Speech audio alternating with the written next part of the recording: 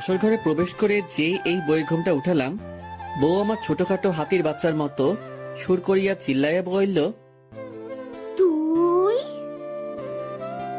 আচমকা নতুন বইয়ের মুখে এমন শুনে আমি হতভম্ব হয়ে গেলাম।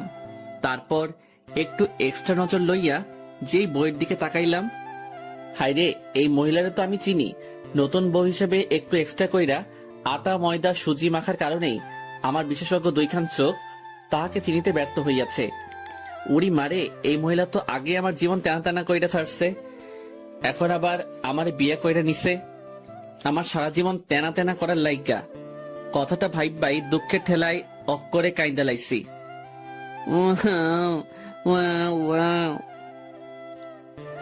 আসলে দুঃখের কথা কি আর কোমরে ভাই, এই মাইয়া আমার এক্স গার্লফ্রেন্ড, নাম রিয়া ওরফে মহিলা শয়তান। জীবনের প্রথম একটা কিউরেটর বদনা থুক্কু ডিব্বা মাইয়া দেখাই প্রেমে পইরা গেছিলাম। আর অনেক কষ্ট করিয়া তাহার সাথে লাইনটা লাগাইলাম, কিন্তু সেই কষ্টের ফল আর পাইলাম কই। 3 মাস এই বজ্জাত বেডির লগে রিলেশন ছিল, আর এই 3 মাসেই আমার মতো একটা পিচ্চি কিউট বলারে অক্করে থাকার কইতে পারমু না। আমার কান্দ নাইতাছে। তারপর হঠাৎ করে গত 17 দিন আগে তাহার সাথে একটা বিষয় নিয়ে সেই লেভেলের ঝগড়া বেঁধে গেল। আরো সাফ জানিয়ে দিল আমার সাথে আর সম্পর্ক রাখবে না, আর আমিও সুযোগ পাইয়াই তাহার জীবন থেকে ভাগা দিলাম। তারপর এক বস্তা খুশি মনে লইয়া একেবারে আড্ডাখানায় যেতেই, কি রে বেটা, কি হয়েছে তোর? এমন ছাগলের মতো লাফাইতেছিস কেন? আরে বেটা, রিয়ার সাথে ব্রেকআপ হইয়া গেছে। লেখক, ব্রেকআপ হলে মানুষ আপসেট থাকে, আর তুই এমন ছাগলের মতো 3 নম্বর বাচ্চার মতো লাফাইতেছিস কেন? আরে বেটা, লাফামো না তো কি করবো, ওই মাইয়া আমারে ভালোবাসে না। দেখ দোস্ত, আমি তোর মনের অবস্থাটা বুঝতে পারছি। প্লিজ দোস্ত, তুই মন খারাপ করে থাকিস না। দেখবি রিয়া 2-1 দিন পর আবারই তোর কাছে ফিরে আসবে। প্লিজ দোস্ত আমার, তুই স্বাভাবিক হ। আরে দূর বেটা, আমি তো স্বাভাবিকই আছি। আমাকে দেখে কি তোর পাগল মনে হচ্ছে নাকি? রুবিল রে, ও মনে হয় ব্রেকআপের কষ্টটা সহ্য করতে না পারে এমন পাগলামো করতেছে। দূর হালারা, তোরা তোদের চিন্তা নিয়ে থাক, আমি গেলাম। কথাটা কইয়াই বাড়ির উদ্দেশ্যে ভাগা দিলাম। পিছন থেকে হারামিগুলো ডেকেই যাচ্ছে। আমি ওদের ডাকে কোনো সাড়া না দিয়ে আমার গন্তব্যের দিকে এগিয়ে যাচ্ছি। বাসায় এসে ফ্রেশ হয়ে নিজের রুমে শুয়ে ভাবছি, আচ্ছা রুবেল তো বলল রিয়া আবার আমার লাইফে ফিরে আসবে, আর আমি শুনেছি রিলেশনে এসব ব্রেকআপ হয়ই, আবার কিছুদিন পর সব ঠিক হয়ে যায়। উড়ি মারে, এই মাইয়া কি তাইলে আবারও আমার লাইফে ব্যাক করতে যাইবে? খাইছে রে, যেই বজ্জাত মাইয়া ইডা আমাকে ব্ল্যাকমেল করে হলেও আমার লাইফে আবার ব্যাক করবেই। না, আমাকে একটা ব্যবস্থা করতেই হবে যেন ও আর আমার লাইফে ব্যাক করতে না পারে। আহ, বুদ্ধি পাইয়া গেছি। বিয়া করে এলামও, কিন্তু আমি তো এখনো অনেক চুডু। আম্মু আমার বিয়া করাইবো তো, নাকি ঠ্যাঙ্গা লইয়া দৌড়ানি দিব? আর বিয়া না করলেও তো রিয়া আবারও আমার লাইফে খাইছে রে। আমি আর ভাবতে পারছি না, যেভাবেই হোক আম্মুকে রাজি করাতেই হবে। এখানে আমার জীবন মরণের প্রশ্ন। আর 7-5 কিছু না ভেবেই ফট কইরা আম্মুর রুমে গিয়ে একেবারে নিষ্পাপ বাচ্চাদের কণ্ঠে সুর তুলিয়া আমার আম্মাচানকে ডাক মারিলাম, আম্মু। আমার দিকে না তাকিয়েই জবাব দিলেন, কি ব্যাপার ছোট মিয়া, এত রস লাগায় ডাক দিতেছো? মতলবটা কি? টাকা লাগবে? আরে আম্মু, তুমি তো দেখি আমাকে ভালোই বাসো না। আমি আসছি কোথায় তোমার কষ্টটা একটু কমিয়ে দিতে, আর তুমি কি না। ও মাইয়া, মাইয়া গো, আমার বাজান আসছে আমার কষ্ট কমিয়ে দিতে। আমার আব্বাজানরা কত ভাবে আমার কথাটা বলেন। ছোট মিয়া কি বলতে চান? একেবারে আম্মুর কাছে গিয়ে বসে উনার পা টিপতে টিপতে, আচ্ছা আম্মু, ভাইয়া তো বিয়ে করে ভাবিকে নিয়ে চিটাগাঙ্গে থাকে, আর আব্বু সারাদিন ব্যবসা বাণিজ্য নিয়ে ব্যস্ত। তুমি সারাদিন একা একা বাসায় থাকো, তোমার কি কষ্ট হয় না বলো? আর তোমার বয়স হয়েছে, আর এই বয়সেও তুমি একা একা রান্না বান্না করো। তোমার তো একদম সঙ্গী প্রয়োজন। তো তোর কথা কি তোর ভাইয়া চাকরি রেখে বউ নিয়ে এই কিশোরগঞ্জে এসে বসে থাকবে? আম্মু তুমিও না, ভাইয়া কেন আসতে যাবে? আজব, আমি যে বড় হয়েছি সেটা কারোর চোখেই পড়ে না। মানে? আমার কথা চিন্তা করলেও তো বাসায় আরেকজন মানুষ আনা যায়। এই এই, তোর মাথাটা ঠিক আছে তো? মাত্র অনার্স দ্বিতীয় বর্ষে পড়ুয়া ছেলে নাকি? ছি ছি ছি, তোর মতো ফাজিলের হাড্ডির লগে কোন বেটা তার মাইয়া দিব? সারাদিন ফটম ফটম কইরা বেড়াস। আম্মু থাক, আমার ভুল হয়ে গেছে, আর জীবনেও তোমাদের ভালো চাইতে আসবো না। কথাটা কইয়াই আম্মুর রুম থেকে দ্রুত গতিতে আমার রুমের উদ্দেশ্যে ভাগা দিলাম। দেখ, এত পামটাম মাইরা কোনো লাভ হইল না।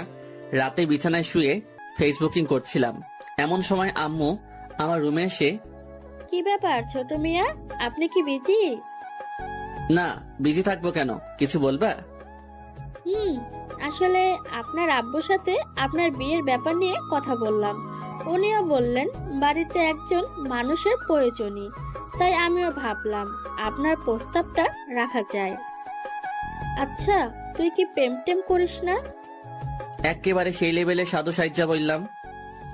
আম্মু, তুমি এটা কি বললা? হ্যাঁ, আমি কেন শুধু শুধু প্রেম করতে যাবো? আমি তোমার পছন্দের মেয়েকেই বিয়ে করব, তাই এসব নিয়ে কোনো দিন ভাবিও নাই।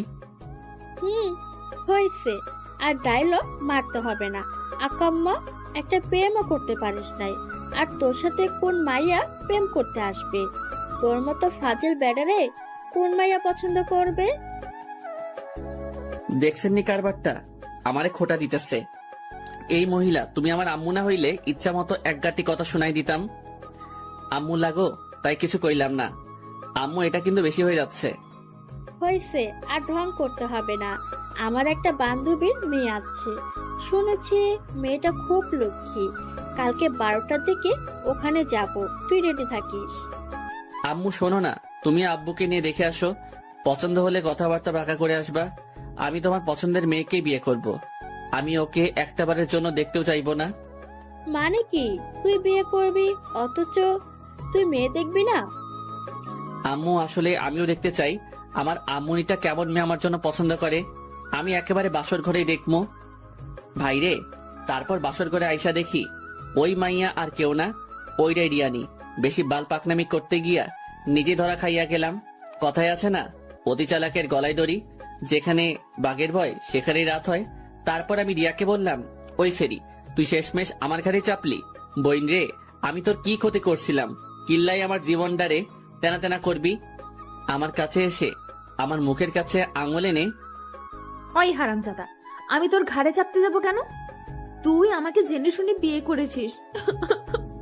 আমি কেন যে আম্মুর কথায় রাজি হয়ে গেলাম, একটাবার দেখলাম না কাকে বিয়ে করছি। ওই হারামজাদা, তুই তো আমাকে বিয়ের আগে দেখছিস, আর সেই জন্যই বিয়ের আগে আমার সাথে দেখা করতে চাসনি। আমার ঠেটা পড়ছে। তোর মতো বজাত মহিলারে বিয়া করতে শয়তানের নানি, তুই আগে আমার জীবনটা শেষ কইরা এখন আবার আমারে বিয়া কইরা নিছস। ওই তোর সমস্যাটা কি? হ্যাঁ, আমারে শান্তিতে থাকতে দিবি না? এমন সময় আমাদের দরজায় ঠক ঠক করে কেউ একজন নক করলো। কে? আমি তোমার আম্মা জান, দরজাটা খোলেন। খাইছে রে, আম্মু এই সময় কেন আসলো? আমাদের ঝগড়াঝাটি শুনে ফেললো না তো? আমি মুহূর্তের মধ্যেই এক বালতি দুশ্চিন্তা লইয়া রিয়ার দিকে তাকাতেই দেখি মাইয়া একেবারে অবুঝ বালিকার মতো ইয়া বড় একখান ঘোমটা দিয়া বসাইচা বৈশা আছে। আমি দরজা খোলা মাত্রই আম্মু রুমে ঢুকে, কি ব্যাপার, এত চেঁচামেচি করছিলি কেন? একেবারে সাধু সাইচা বললাম, আম্মু, চেঁচামেচি মানে কি বলতেছো সব? ওই, এত ন্যাকা সাজা লাগবে না, বল কি করছিস? আম্মুর কাছে গিয়ে ফিসফিস করে, আম্মু, নতুন বইয়ের সামনে কি সব আবল তাবল বলতেছো? বাসরাতে কেউ চেঁচামেচি করে? আম্মু, আমি নিশ্চিত তুমি আজকে প্রেশারের ওষুধ খাও নাই, বয়স হয়েছে তো তাই এমন ভুলভাল শুনতেছো। একেবারে মক্কেল সাইচ্চা। বাজান, আমি হয়তো ভুল শুনেছি। আচ্ছা, আমি যাচ্ছি।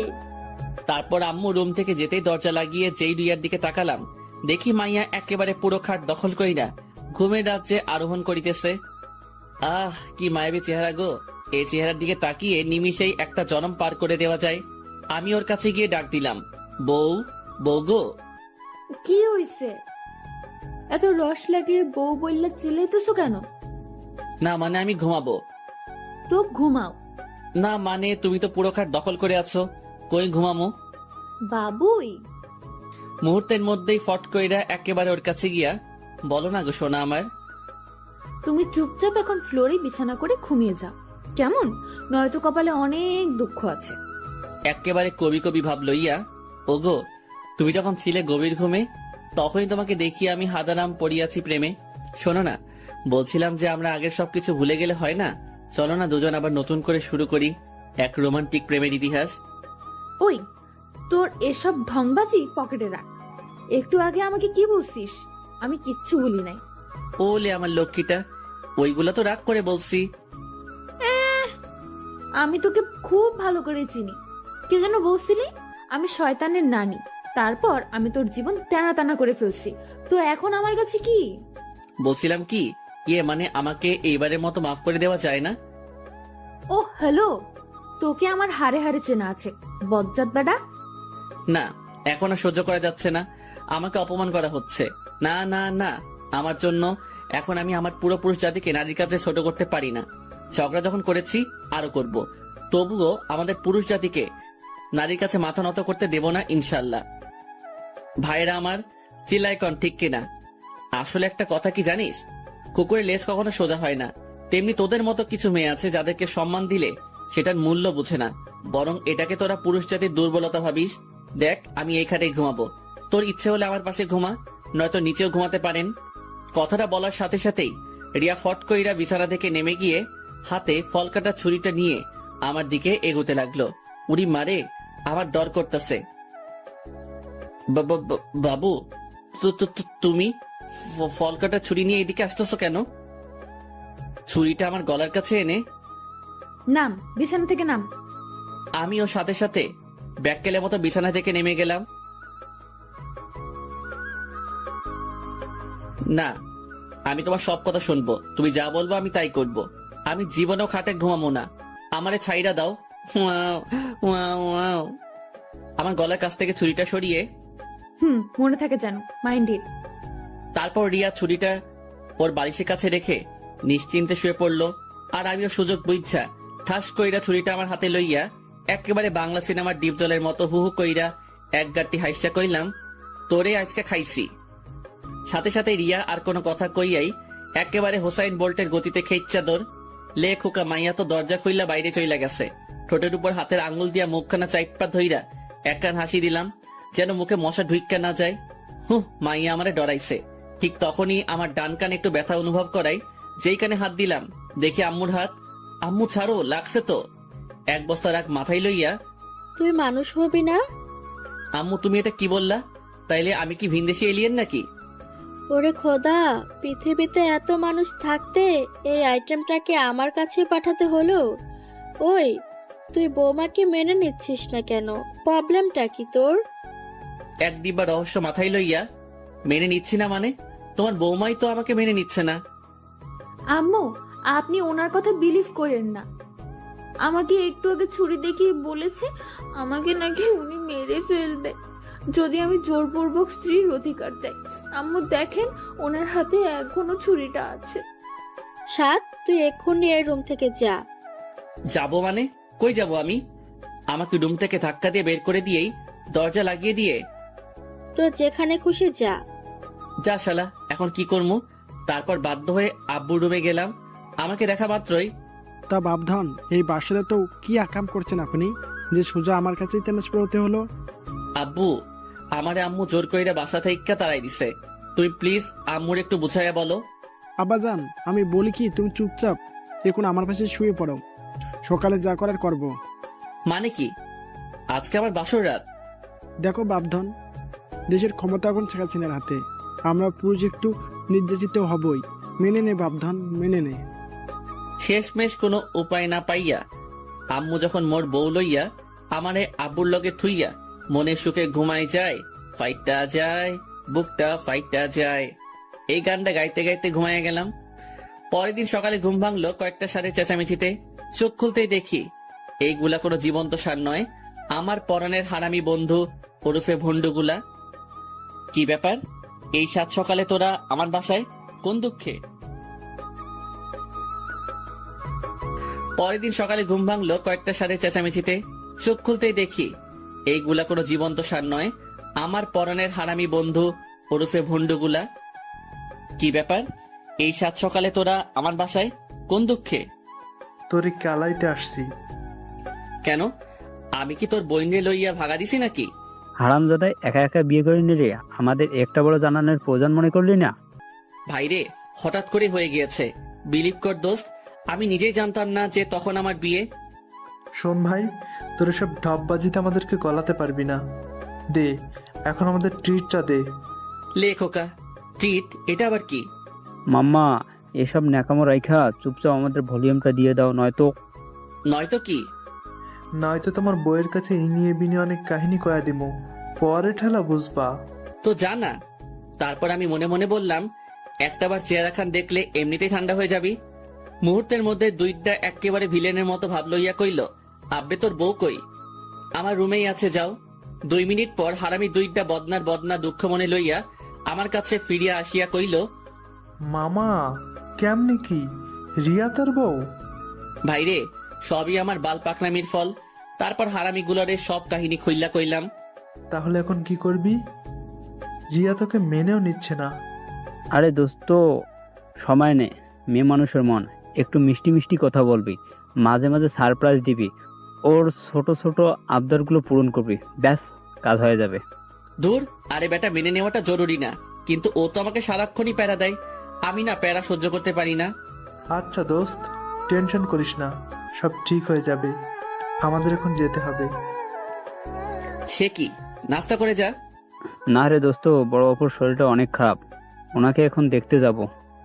ও আচ্ছা, তাহলে যা, আর আপুর কি অবস্থা সেটা জানাস। তারপর রুবেল আর হাবিব চলে যাওয়ার পর আমি একটু বাইরে হাঁটতে বের হলাম। বলে রাখা ভালো যে অতিরিক্ত গরমের কারণে আমি লুঙ্গি পরে বের হয়েছিলাম। রাস্তায় একা একা হাঁটতেছি আর গান গাইতেছি। ভালোই ছিলাম আমি হাঙ্গা কইরা, এখন আমি কান্দি বইয়া বইয়া। এমন সময় পাশে এক ভ্যান চালক ডাক দিয়ে বলল, বাবা, আমার ভ্যানটা ধাক্কা দিয়ে উঠাইয়া দিবা।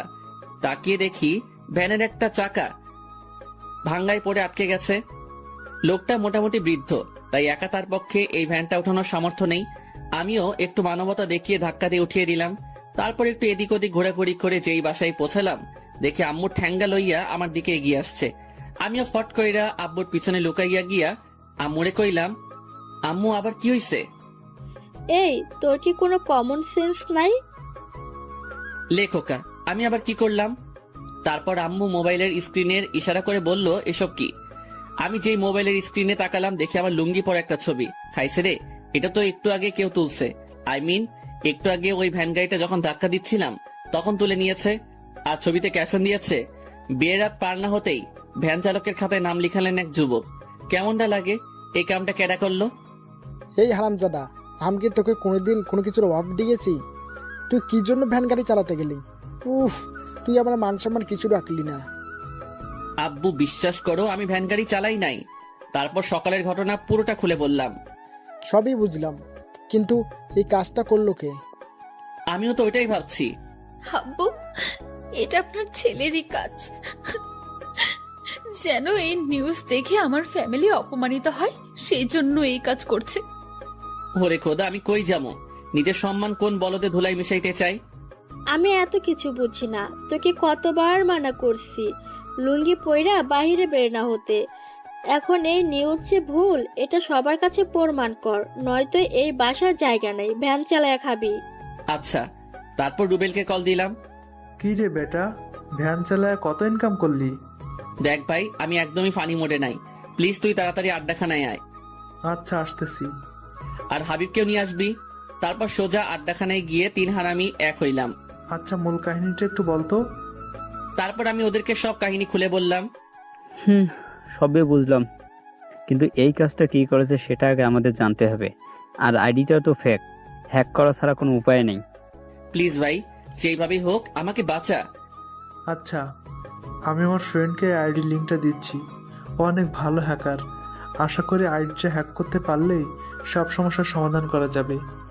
তারপর রুবেল তার ফ্রেন্ডকে আমাদের সমস্যা খুলে বলে। তারপর আইডি লিঙ্কটা ওকে দিয়ে দিল। প্রায় 2 ঘন্টা পর রুবেলের ফ্রেন্ড জানালো আইডিটা হ্যাক করতে সক্ষম হয়েছে। তারপর রুবেলের কাছে আইডির ইমেল অ্যাড্রেস আর পাসওয়ার্ড পাঠালো। আমরা আইডিটাতে লগ ইন করে যা দেখলাম, তা দেখার জন্য আমরা কেউই প্রস্তুত ছিলাম না। এ কি, এই আইডিটা তো কামরুলের। কামরুল হচ্ছে রুবেলের চাচাতো ভাই। কি কামরুল্লাহ এই কাম করছে? হালারে আইজা কুইটা লাভাম। আচ্ছা দোস্ত, আগে মাথা ঠান্ডা কর, রুমাইল্লারে সার্চ করতেছি। রুবেল, কামরুল্লাহরে কল দে।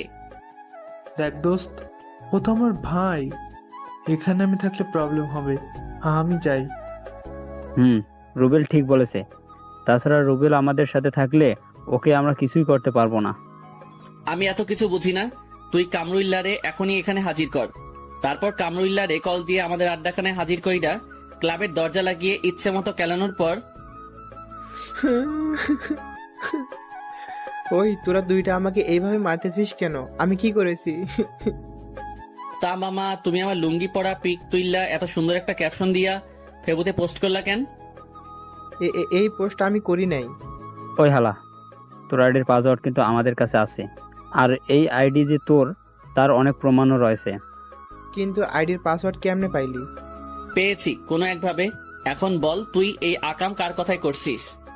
ভালো করছি। মনে আছে আমার জরিনার সাথে রিলেশনটা কিভাবে ভাঙছিলি? 7 মাস সাধনা করে ওর সাথে সম্পর্কটা করেছিলাম। তারপর সকিনের সাথে রিলেশনে গেলাম। 3 মাস আগে ওই রিলেশনটা কিভাবে ভাঙছিলি মনে আছে? গত 3 মাস আগে বাজারের দিকে যাচ্ছিলাম, তখনই খেয়াল করলাম কামরুল্লাহ চকিনার সাথে বৈশা মনের সুখে প্রেম চালাইয়া যাইতেছে। আমি কামরুলকে জিজ্ঞেস করলাম, মামা কি অবস্থা? হালাই তার গার্লফ্রেন্ডের সামনে এমন ভাব লইল যেন আমাকেও চেনেই না। তারপর কামরুলের গার্লফ্রেন্ড সকিনা কামরুলকে জিজ্ঞাসা করলো, বাবু এই হ্যান্ডুটা কে গো? আর সাথে সাথেই কামরুল্লাহ কইল, আরে এলাকার পোলা, মাঝে মাঝে হেল্প করি, তাই যেখানে আমাকে দেখে একটু সম্মান করে আর কি।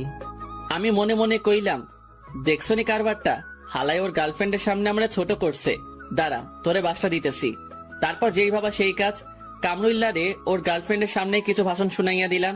কিরে কামরুল্লাহ, তোর মধ্যে কি একটু মনুষ্যত্ব নাই?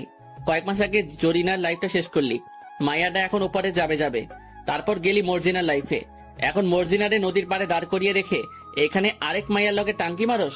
আর কয়টা মাইয়ার জীবন এইভাবে নষ্ট করবি? মর্জিনা নদীর পাড়ে দাঁড়িয়ে আছে, আমি আসার সময় তোর কথা জিজ্ঞেস করছিল, ভালো হ। কথাগুলো এক নিমিষে কইয়াই প্যান্টের পকেটে হাত ঢুকাইয়া থুকু। তখন লুঙ্গি পরা ছিলাম, লুঙ্গির এক কোনা কাঁধের উপর তুইলা এক বালতি খুশি মনে লইয়া একেবারে তামিল সিনেমার নায়কদের মতো স্টাইল কইরা ওই স্থান থেকে ভাগা দিলাম। আর ততক্ষণে কামরুল আর সকিনার প্রেম কাহিনী ইতিহাসের স্মৃতির পাতায় স্থান করিয়া লইল। দেখ ভাই, ওই ঘটনার জন্য আমি সত্যি লজ্জিত, কিন্তু হালা তুই আমারে সবার কাছে এইভাবে ছোট করতে পারলি? তুই তো আমার ল্যাংটা কালায় দোস্ত ছিলি, তুই একটা মাইয়ার জন্য আমার উপর প্রতিশোধ নিতে পারলি? আসলে আমি এই কাজটার প্রতিশোধ নেওয়ার জন্য করি নাই। আসলে তোর বউ রিয়ার কথায় আমি এই কাজটা করেছি। রিয়ার কথায় তুই সাদকে এইভাবে ছোট করতে পারলি? ওই হারামজাদা, রিয়া তোরে কত টাকা দিয়েছে? আজব, টাকার জন্য কেউ এসব করে নাকি? রিয়া বলছে এই কাজটা করতে পারলে ফুলটুসির সাথে আমার লাইনটা করিয়ে দেবে, তাই করছি।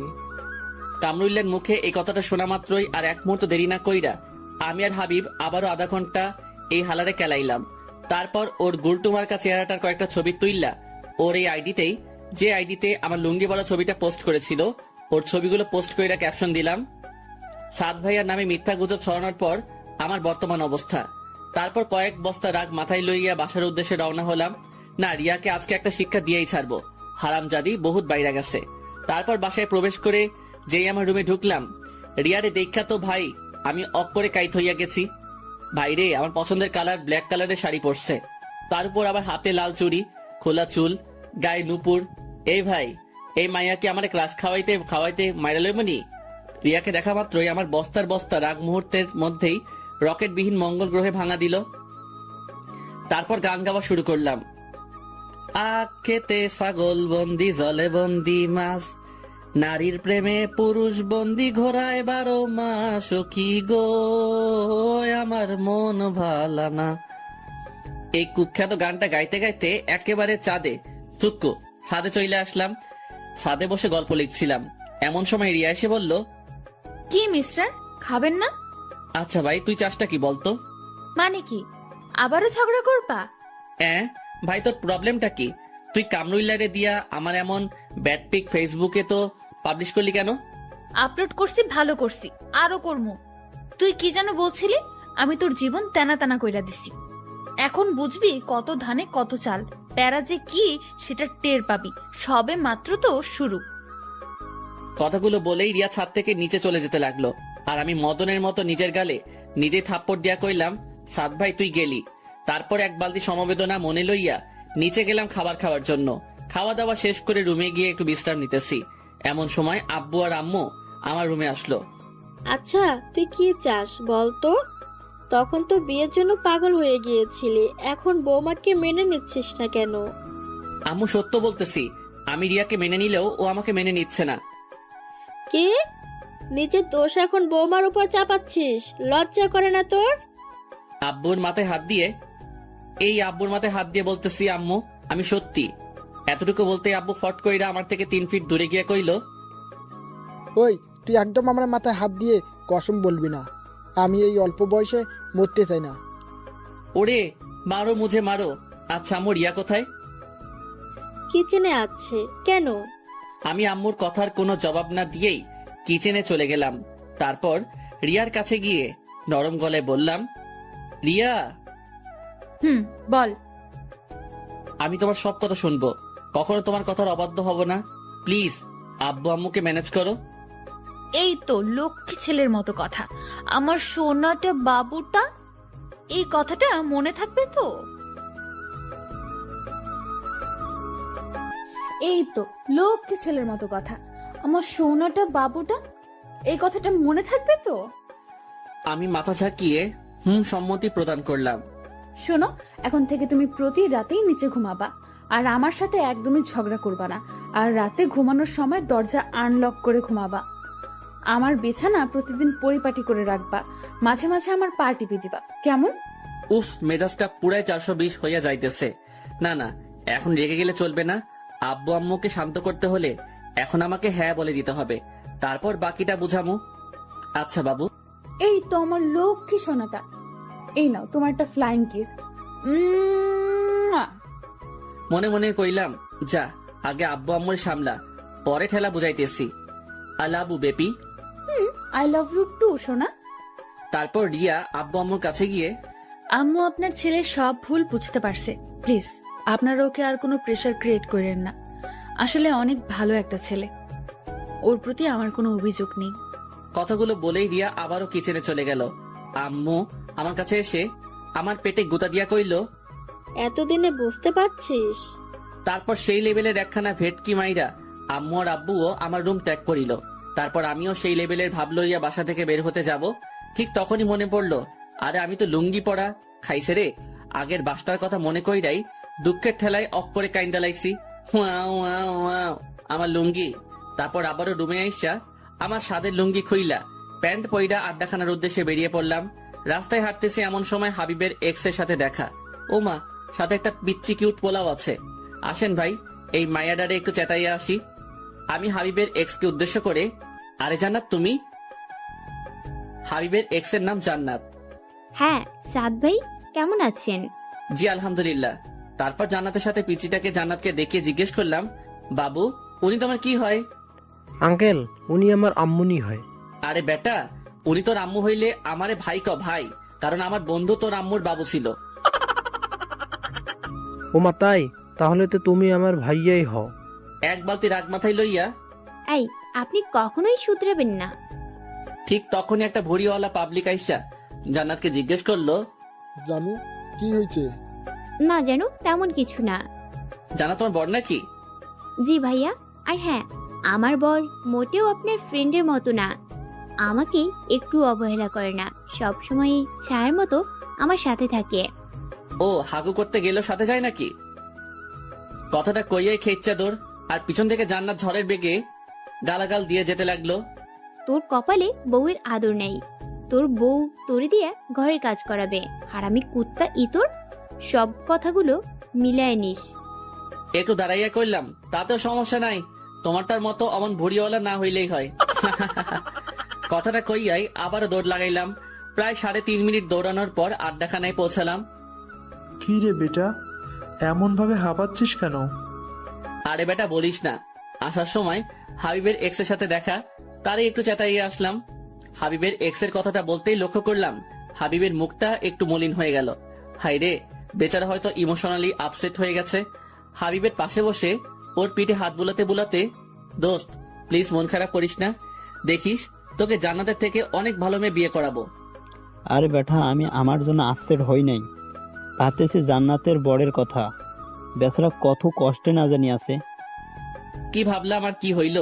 তারপর হারামিগুলোর সাথে কিছুক্ষণ আড্ডা দিয়ে সন্ধ্যায় বাসায় ফিরলাম। রুমে বসে ফেসবুক করছিলাম, এমন সময় রিয়া রুমে এসে বলল, বাবুই, এবার লক্ষ্মী ছেলের মতো আমার বিছানা করে ফেলো তো। জি আমাকে বলছেন? ওই হারামজাদা, কথা কানে যায় না, বিছানা কর, নয়তো আন্টিকে উল্টা পাল্টা বলে তোকে বাস খাওয়াবো। তুই সবসময় আম্মুর কাছে এমন মিথ্যা বলে আমাকে বকা খাওয়াও? বেশ করি, এখন চুপচাপ আমার কথা শোন, নয়তো কপালে শনি আছে। আব্বে যা, আম্মুকে নিয়ে আয় দেখি আম্মু কি করতে পারে। কি ব্যাপার, তুই আমাকে ভয় পাচ্ছিস না কেন? আমি টেবিলের উপর থেকে মোবাইলটা আমার হাতে নিয়ে ভিডিও রেকর্ডটা সেভ করলাম। ভয় তো এবার তুই পাবি। তুই এতক্ষণ আমার কথা ভিডিও করছিলি?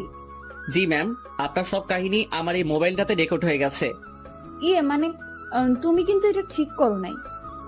আমি তো তোমার সাথে ওসব মজা করে করতাম। আচ্ছা বাবু, তাহলে এখন আমিও মজা করে আম্মুকে এই ভিডিওটা দেখাই গিয়ে। কথাটা বলেই বিছানা থেকে উঠে আম্মুর রুমের দিকে যাওয়ার জন্য যেই পা বাড়ালাম, তখনই রিয়া আমার হাত চেপে ধরে। প্লিজ অমনটা করো না, উনি আমাকে খারাপ ভাববে। ও মা, তাহলে আমাকে যখন খারাপ ভাবে তখন কি আমার কষ্ট হয় না? প্লিজ আমাকে মাফ করে দাও, আমি তো তোমার বউ। তুমি কি আমাকে সবার কাছে ছোট করতে চাও?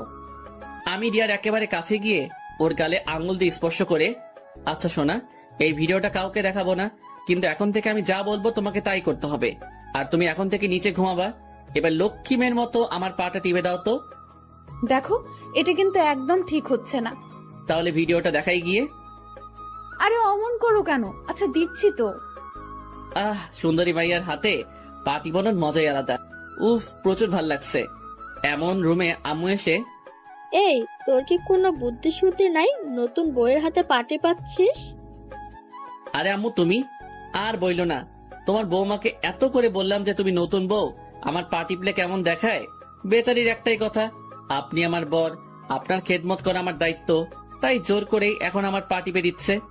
একটু লজ্জা লজ্জা ভাব লইয়া বললাম, আসলে আম্মু তোমার বৌমা আমাকে বড্ড বেশি ভালোবাসে, খুব ভাগ্য করে ওকে পেয়েছি। কথাগুলো বলার সময় লক্ষ্য করলাম রিয়া রাগের ঠেলায় দাঁতে দাঁত কামড়াচ্ছে। দেখতে হবে না মেয়েটা কার? আচ্ছা তাহলে এখন খেতে আসো। আচ্ছা আম্মু, তুমি যাও, আমরা আসতেছি। আম্মু রুম থেকে যেতেই, তুই আমার দিয়ে পড়তে পাইলি? তুই একদমই ভালো না, খুব পচা, আমার মান সম্মান কিছুই রাখলো না। লে খোকা, তুই আমার পা টিপ্পা দিছিস, এতে আবার মান সম্মান যাবে কেন? বিয়ার পর প্রত্যেকটা মেয়ের দায়িত্ব তার স্বামীর পা টিপে দেওয়া। ভাইয়েরা আমার, চিল্লা এখন ঠিক কিনা? তুই সারা জীবন এমন হিংসুটটাই থাকবি। কথাটা কইয়াই রিয়া খাওয়ার জন্য খাবার টেবিলের উদ্দেশ্যে রুম থেকে বেরিয়ে যেতে লাগলো। চেতিস না বইন, আমি হাসা কথাই কইছি। এই যে পাঠকগণ, আপনারা একটু বইয়া জিরাইয়া লন, আমি খাইয়া আইতাছি। আর হ্যাঁ, আজকে খাওয়ার জন্য আপনাদের সাধবো না, অন্য একদিন খাওয়া মনে। এই কথাটা আমি মনে মনে কইতাছি, আপনারা শুনেন না কেমন? বাল খাওয়ামু আপনাগরে। এত পাবলিক খাওয়াইলে আমার আব্বাজানের পকেট ফাঁকা হইয়া যাইব। তারপর খাওয়া দাওয়া শেষ কইরা রুমে আসতেই রিয়ারে কইলাম, বাবু আমার বিছানাটা করে দাও তো। রিয়া একবারটি রাগ লইয়া যেই আমার দিকে তাকাইলো, তখন আমিও মোবাইলটা নাড়াচাড়া কইরা তাকে দেখানো মাত্রই এক বদ্দা সমবেদনা আর এক বালতি রাগ মাথায় লইয়া বিছানাটা কোনোভাবে করেই সে নিচে বিছানা করে শুয়ে পড়ল। তারপর আমিও খুশিতে গদগদ করতে করতে কখন যে ঘুমিয়ে পড়লাম নিজে জানি না। রাত প্রায় 2টা, অকারণেই ঘুমটা ভেঙে গেল। হঠাৎ করেই কেন যেন রিয়ার দিকে আমার চোখটা আটকে গেল। মনের মধ্যে অজানা এক শিহরণে ভেতরটা কেমন যেন কেঁপে উঠল। চারিদিকে শুনশান নীরবতা। সত্যি কথা বলতে আমাদের এই রাতটা আমাদের ব্রহ্মাকেও অন্যরকম রূপ ধারণ করে দেয়। একদিন বিখ্যাত কবিদের বকে শুনেছি, ঘুমন্ত অবস্থায় মেয়েদের নাকি অনেকটা অস্পর্শীর মতো লাগে, কিন্তু ঘুমন্ত অবস্থায় একটা মেয়ের চেহারায় যে এতটা মায়া যুক্ত হয় সেটা হয়তো আমরা নিজ চোখে না দেখলে বিশ্বাসই করতে পারবো না। ব্রহ্মাণ্ডের সকল মায়া যেন তার চেহারায় বিধাতা ঢেলে দিয়েছেন। হুট করে লক্ষ্য করলাম রিয়া একটু অতিরিক্ত ঠান্ডার কারণে গুটিসুটি বেড়ে শুয়ে আছে। তারপর বিছানা থেকে চাদরটা নিয়ে ওর গায়ের উপর দিয়ে ওর কপালটা একটা চুমু এঁকে দিলাম। সকালে নাস্তার টেবিলে বসে নাস্তা করেছি, এমন সময় আম্মু বলে উঠলো, সাদ, আজকে তো 3 দিন পূর্ণ হলো, তাই আজকে তোকে রিয়াকে নিয়ে রিয়াদের বাসায় যেতে হবে। আমাকে যেতে হবে কেন? তুমি গেলে সমস্যাটা কি? আমার এমন বোকাশোকা উত্তর শুনে রিয়া হুট করে হু হু করে হেসে উঠল। আহা কি হাসি! এই হাসির প্রেমে পড়েই আমি নির্দ্বিধায় পরলোক গমন করতে পারবো। আম্মু আমার এমন উত্তর শুনে আম্মু হাসবে না কাঁদবে বুঝে উঠতে পারছে না। তুই কি আমার সাথে মজা করছিস? আরে গাধা, বিয়ের 3 দিনের মাথায় স্বামী স্ত্রী দুজনকেই স্ত্রীর বাসায় যেতে হয়। আমিও তো তোর আম্মুকে নিয়ে গিয়েছিলাম। তোর নানা নানি কি যত্নটাই না করেছিল। আম্মু আমি একা যেতে পারবো না, আমার ডর করে। তাহলে আমার লক্ষ্মী, বিয়ে করার আগে তো ভয় লাগে নাই? রেডি হয়ে নে, কিছুক্ষণ পরেই রওনা হবি। ভাইরে, আমার আম্মুরে ক্যাডাই বুঝাইবো? আমি এখন অনেক ছোট, একলা একলা কেমনে যাবো? দুঃখের ঠেলায় অক্ষরে রানু মণ্ডলে সেই কুখ্যাত গানটা আ আ কইরা মনের মধ্যে বাইজে উঠতেছে। বহু নেকামি কাহিনী এবং ঠেলাঠেলি পরও কোনো উপায় না দেখা বাধ্য হয়েই শ্বশুর বাড়ির উদ্দেশ্যে রিয়াকে নিয়ে রওনা হলাম। রাস্তায় গাড়ির মধ্যে রিয়ার দিকে তাকাইতেই মনের মধ্যে কাউয়ার মতো কাকা কইরা উঠলো, আহারে আমার না জানি কি হাল করে ওর বাসায় নিয়া। এই যে পাঠক ভাইয়েরা, আমার জন্য একটু দোয়া কইরেন। বুঝতেই পারছেন প্রথম শ্বশুর বাড়িতে যাইতেছি। প্রায় 35 মিনিট পর জার্নি করার পর আমি আমার শ্বশুর বাড়িতে পৌঁছালাম। আহা, শ্বশুর বাড়িতে প্রবেশ করা মাত্রই মনটা একেবারে ফুরফুরা হইয়া গেল। আরে ভাও, কত যে আটাবতী, ময়দাবতী আর রূপবতী তরুণী ঝাঁক এখানে বিরাজ করিতেছে। উফ, আমি নাকি আমার শ্বশুর বাড়িতে আসতে গিয়ে এত ভয় পাচ্ছিলাম। কত বড় হাদারাম আমি। মনটাই কইতাছে মাহফুজুর রহমানের গান ফুল ভলিউম দিয়া শুই না, তার প্রতিশোধ নেই। কিন্তু ভাই, নিজের উপর প্রতিশোধ নিতেও কেমন যেন মায়া আছে। তাই আর কিছু না কইরাই আমাদের জন্য পরিপাটি করে রাখা রুমটাতে প্রবেশ করলাম। কিছুক্ষণ বিশ্রাম নেওয়ার পরই এক গাঁটটি মহিলা, থুক্কু যুবতী মাইয়া আইসা আমার চারিপাশে ঘ্যান ঘ্যান করিতে লাগিল। আহ, মাইয়াগুলো এক একটা কিউরেটর বদনা, ধুরু খুশি ঠেলায় আবল তাবল কইয়া লাইতেছি। মাইয়াগুলো এক একটা কিউরেটর ডিব্বা। আহ, দেখলেই পরানটা জোড়াই যায়। এই ঝাঁক থেকে অনায়াসে 2-4টা গার্লফ্রেন্ড বাইসা লয়ন যাইব, কিন্তু আমি তো বিয়া করে লাইছি, তাই গার্লফ্রেন্ড লওয়া হইল না। তারপর শালিকাগুলোর সাথে কিছুক্ষণ আড্ডা দিয়া দুপুরে খাবার খাইয়া সেই আমার বিখ্যাত কাপড় লুঙ্গি পইরা একটু এক্সট্রা কইরা জামাই জামাই ভাব লইয়া শালিকাদের সাথে ঘুরতে বের হলাম। তারপর বেশ কিছুক্ষণ ঘুইরা টুইরা আবারও রিয়ানির কাছে ফিরে আসলাম। দেখি মহারানী আমার মনের শখে ঘুমাইতেছে। আমি আস্তে আস্তে রিয়ার কাছে গিয়ে ওর গালে হাত দিয়ে স্পর্শ করতেই ফট কইরা রিয়া উঠে বসেই, এই, তুই আমাকে টাচ করলি কেন? তোর মতলবটা কি? লে খোকা, তুমি না ঘুমিয়েছিলা? কি? তার মানে তুই আমার ঘুমের সময় আমার অসহায়ত্বের সুযোগ নেস? তুই আমার এত বড় সর্বনাশ কেমনে করলি? বিশ্বাস করো বইন, আমি তোরে কিচ্ছু করি নাই। তোর বিশ্বাস না হইলে পাঠকগণকে জিজ্ঞেস কর। যা শালা, করোনা ভাইরাসের কারণে 3 ফুট দূরত্ব বজায় রাখার কথা শুনেছি, কিন্তু 4 ফুট দূরত্ব কেন? রিয়া ঠাস কইরা বালিশ দিয়া আমার মাথায় মাইরা, তোর গবেষণা নিয়ে তুই থাক, আমি গেলাম। কথাটা কইয়াই রিয়া রুম থেকে ভাগা দিল। আর আমিও দুঃখের ঠেলায় চুপচাপ বিছানায় শুইয়া রানু মণ্ডলের গানটা শুনতে শুনতে ঘুমাইয়া গেলাম। সন্ধ্যার দিকে রিয়ার ডাকে ঘুম ভাঙলো। এই শুনছো? বলো। রিয়া আমার পাশে বসে আমার মাথায় হাত বুলাতে বুলাতে, লক্ষ্মী আমার, ওঠো। কি ব্যাপার? মাইয়ার মতলবটা কি? হুট কইরা এত চেঞ্জ? তুমি ঠিক আছো তো? শোনা, আমি ঠিক আছি। তুমি ফ্রেশ হয়ে একটু বাইরে আসো। আমার নানু আর মামা মামি এসেছে তোমাকে দেখার জন্য। দেখছনি কারবারটা? আচ্ছা তুমি যাও, আমি আসতেছি। আরে তুমি ফ্রেশ হয়ে আসো তো, আমি তোমাকে নিয়েই যাব। তারপর আমি ফ্রেশ হয়ে আসতেই ও আমার হাতে ধরে এমন ভাবে আমাকে ওর নানু আর মামা মামির সামনে নিয়ে গেল যেন এই দুনিয়াতে আমাদের মতো এত সুখী দম্পতি আর একটাও নাই। আমি ওনাদের সামনে গিয়ে সালাম দিলাম। সবাই আমার সালামের উত্তর দিয়ে আমাকে নানান প্রশ্ন করতে শুরু করলো, আর আমিও হাদারামের মতো ওনাদের বিরক্তিকর প্রশ্নের উত্তর দিয়ে যাচ্ছি। তারপর ওনাদের সাথে কথা শেষ করে রুমে এসে বিশ্রাম নিচ্ছিলাম। এমন সময় রিয়া এসে বলল, বাবুই চলো, খাবার টেবিলে তোমার জন্য সবাই অপেক্ষা করছে। তারপর সোজা খাবার টেবিলে গিয়ে বসলাম। তা বাবা, তোমার এখন কোনো অসুবিধা হচ্ছে না তো? না না আব্বা, কোনো অসুবিধা হচ্ছে না। দেখো বাবা, রিয়া হয়তো একটু রাগী, কিন্তু ওর মনটা অনেক ভালো। আমি তো ওর মামি হই, তারপরও আমাকে ওর মায়ের মতো মানি। ব্যাককেলের মতো মুখে হাসি বজায় রাখা, জি মামি, ও খুব লক্ষ্মী মেয়ে। কথাটা বলার পরপরই লক্ষ্য করলাম আমার শ্বশুর মশাই এক বালতি রহস্য লইয়া কেমন ভাবে যেন আমার দিকে তাকাচ্ছে। আমার নাতনিটা একদম আমার মতো সহজ সরল, কোনো ঘুরপ্যাচ বুঝেই না। আমি আবারও মদনের মতো মুখে এক বালতি হাসি বজাইয়া রাখা, নানু, ওর ব্যবহার তো এখনো সেই বিছানায় হিসু করা পিচ্চি বাচ্চাদের মতো, একদমই ঘোর প্যাচ বোঝে না। মনে মনে কইলাম, বইন একদমই ঘোর প্যাচ বোঝে না, শুধু ভেতর একটু জিলাপির প্যাচ আর কি। আমার শ্বশুর মশাই এই আইটেমটাকে কোথা থেকে কুড়ায় আনছে কে জানে। তারপর খাওয়া দাওয়া শেষ করে একটু বিশ্রাম নিয়ে তারপর একা একা একটু ছাদে গেলাম। ও মা, ছাদে হিন্দি গান কে শুনে? ছাদের আবছালোয় চোখে পড়লো ছাদের এক কোনায় কেউ একজন উল্টো দিকে বসে এই এত রাতে হিন্দি গান শুনতেছে। আমি ওনার কাছে গিয়ে ওনার চেহারাটা দেখা মাত্রই আমার চোখ খুইলা মাটিতে পইড়া যাওয়ার অবস্থা। তারপর নিজেকে একটু সামনে নিয়ে আমতা আমতা করে বললাম, আব্বা, আপনি? আরে বাবা, তুমি বসো। না মানে আব্বা, রুমে বসে বোরিং লাগছিল তাই একটু ছাদে আসছিলাম আর কি। আচ্ছা আব্বা, আমি এত আবে যাচ্ছি। কথাটা বলেই আমি হুসাইন বোল্টের গতিতে হাইটটা ভাগা দিতে লাগলাম। জামাই শোনো, আরে এইদিকে আসো। আমি আবারও ওনার কাছে গিয়ে, জি আব্বা। আরে বসো, রুমে গিয়ে কি করবা? কথাটা বলেই আমার হাতে টান দিয়ে আমাকে ওনার কাছে বসিয়ে দিল।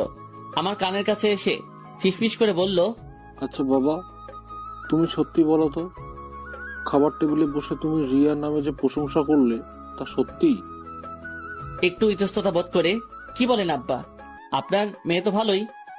ডাল মে কুছ কালা হ্যায়। জি আব্বা, কিছু বললেন?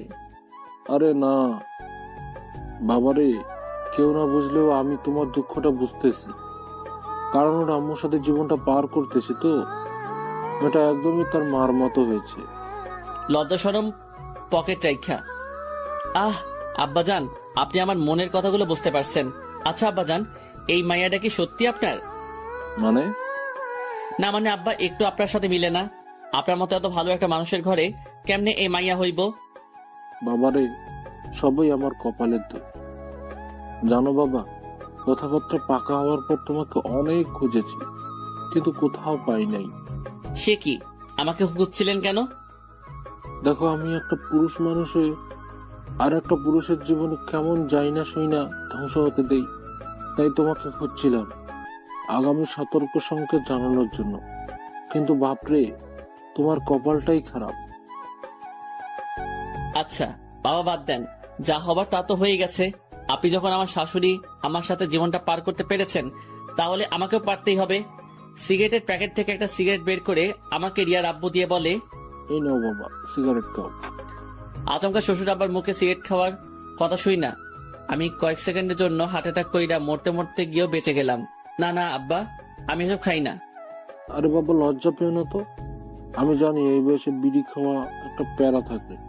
আমিও তোমার মতো প্রথম দিন শ্বশুর বাড়িতে গিয়ে বিড়ি খাইতে পারিনি। নাও, বিড়িটা মুখে নাও। বাপরে, এমন শ্বশুর মশাই থাকলে বাল আর বইয়ের আদর লাগতো না। কথা কন, ঠিক না বে ঠিক? আমি মুখে বিড়ি নিতে শ্বশুর মশাই লাইটার নিয়ে আমার বিড়িতে আগুন জ্বালিয়ে দিল। তারপর আমার পরনে শ্বশুর মশাই নিজেও একটা বিড়ি ধরাইয়া ঘুম টানতে লাগলো। আহা, শ্বশুর আর জামাই বৈশা একলগে বিড়ি খাওয়ার মজাই আলাদা। দুই ভাই থুক্কু, দুই জামাই শ্বশুর মিল্লা বিড়ি টানতাছি। এমন সময় হঠাৎ করে দেখি আমার শাশুড়ি আম্মা, রিয়ার নানু, রিয়ার মামি আর রিয়া আমাদের সামনে এসে হাজির। এসব কি? উড়ি মারে, বেশি বাল পাকনামি করতে গিয়া ধরা খাইয়া গেলাম। এখন কি করবো? দুই ভাই থুক্কু, দুই জামাই শ্বশুর মিল্লা বিড়ি টানতাছি। এমন সময় হঠাৎ করে দেখি আমার শাশুড়ি আম্মা, রিয়ার নানু, রিয়ার মামি আর রিয়া আমাদের সামনে আইসা হাজির। এসব কি? উড়ি মারে, বেশি বাল পাকনামি করতে গিয়া ধরা খাইয়া গেলাম। এখন কি করবো? শ্বশুর মশাইয়ের দিকে তাকাতেই দেখি উনি একেবারে অবুঝ পোলা পাইনের মতো চুপচাপ বইসা আছে, আর হাতের সিগারেটটাও উধাও। তারপর শ্বশুর মশাই আমার কানের কাছে এসে ফিস ফিস করে বলল, জামাই, ওনারা এইভাবে হুট করে চলে আসে? আমার পূর্বের অভিজ্ঞতা আছে বলে আমি সিগারেটটাও উধাও করে দিয়েছি। এখন তুমি একটা কিছু বলে ওনাদের সান্ত্বনা দিয়ে দাও। এই, তোমার কি কোনোদিনও বুদ্ধিশুদ্ধি হবে না? লুকিয়ে লুকিয়ে সিগারেট খাও ভালো কথা, এখন আবার জামাইকে নিয়ে খাচ্ছ। লজ্জা শরম কি আকাশে উঠাইছো? এই রে, এখন কি কমু? আমার শ্বশুর মশাইয়ের সাথে সাথে আমার মান সম্মানও তো মঙ্গল গ্রহে পাড়ি জমাইতেছে। এই রে, বুদ্ধি পাইয়া গেছি। আম্মা, আপনি আসলে ব্যাপার যেমন ভাবছেন ব্যাপারটা কিন্তু তেমন না। আপনার বুঝতে একটু ভুল হচ্ছে। আসলে আমার বাসায় বসে বোরিং লাগছিল, তাই একটু ছাদে আসছিলাম। আয়শা দেখি আব্বা মনে সুখ স্মোক করতেছে। এখন আপনি বলেন, উনি তো আমার আব্বা, আমি কেমনে যাই না শুই না উনারে মৃত্যুর মুখে ঠেলে দেই? আর আপনিও তো এখনো যথেষ্ট যুবতী, উনার কিছু হয়ে গেলে আপনার কি হইব? তাই উনার হাত থেকে বিড়িটা নিয়ে আমি উনাকে বুঝাইতেছি যে এটা আমাদের কোনো উপকার করে না, শুধুমাত্র অপকার ছাড়া। আর এইটা খাইলে ক্যান্সারের ঝুঁকি রয়েছে। মুহূর্তের মধ্যে খেয়াল করলাম আমার শাশুড়ি আম্মা আমার কাছে এসে, বাবা, তুমি তোমার আব্বার একটু ভালো করে বোঝাও, উনি তো আমার কথা শুনতেই চায় না। আব্বা, আব্বা গো, আপনার যদি কিছু হইয়া যায় তাইলে আমি আব্বা কারে কমু? আপনি আমারে কথা দেন, আপনি আর বিড়ি খাইবেন না। আচ্ছা বাজান, আমি আর বিড়ি খাবো না। তুমি আমার চোখ খুইলে দিছ। তুমি আমার মাইয়া জামাই না, তুমি আমার আব্বা। কথাটা কইয়াই আমারে জড়াইয়া ধইরা ওয়াও ওয়াও কান্না করাইয়া দিছে।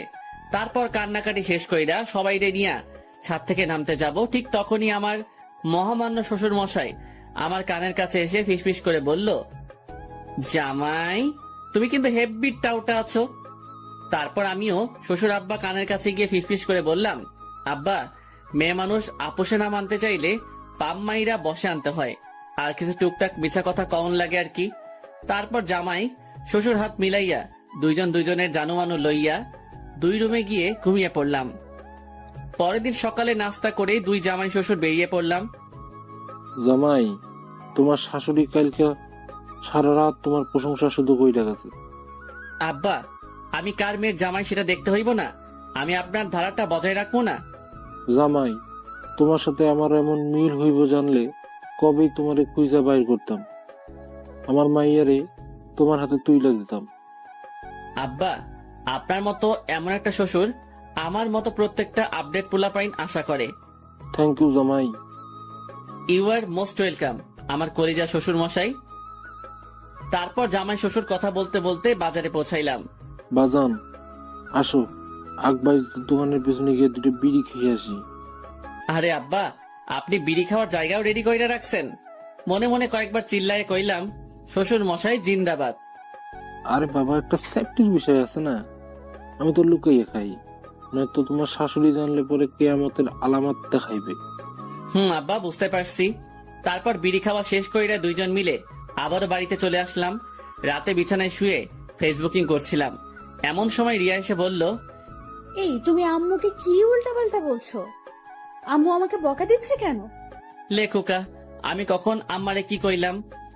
তুমি আম্মুকে কেন বলছো আমি তোমার যত্ন করি না? ও মা, তা আমি কি মিথ্যা কথা বলছি নাকি? দেখো, আমি কোনো ঝামেলা করতে চাই না, তুমি আর এসব আম্মুকে বলবা না। মামা বাড়ির আবদার, সত্যি কথা বললেই দোষ, তা আমারে মেনে নিলেই তো পারো। আমি না তোমার মতো ছেলেকে কখনোই মেনে নেব না। এ ভাই শোন, তোর মতো পেতনি যে আমার মতো এমন কিউট একটা পোলা পাইছস, ওইটাই তোর 7 জন্মের ভাগ্য। আবার মুখে মুখে তর্ক করে। উফ, আমি না তোমার সাথে আর কথা বলতে চাচ্ছি না। তো আমি কি কথা কইবা চাইতেছি নাকি?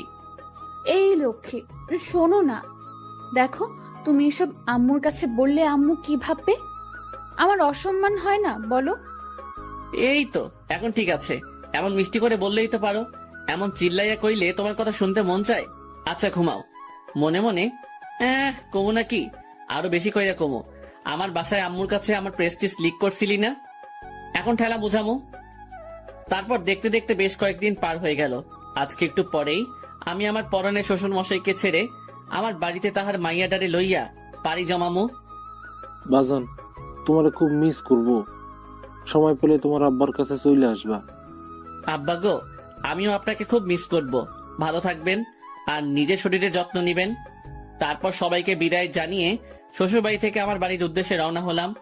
বাড়িতে পৌঁছে ফ্রেশ হয়ে কিছুক্ষণ বিশ্রাম নিয়ে আবারও আড্ডাখানায় গিয়ে যোগ দিলাম। আড্ডাখানায় যেতেই, কি রে মাম্মা, শ্বশুর বাড়ির খাবার খেয়ে তো মোটা হয়ে গেছিস। আরে বেটা, শ্বশুর বাড়িতে যেই যত্নটা করছে, আগে জানলে ল্যাংটা কালে বিয়ে করে নিতাম।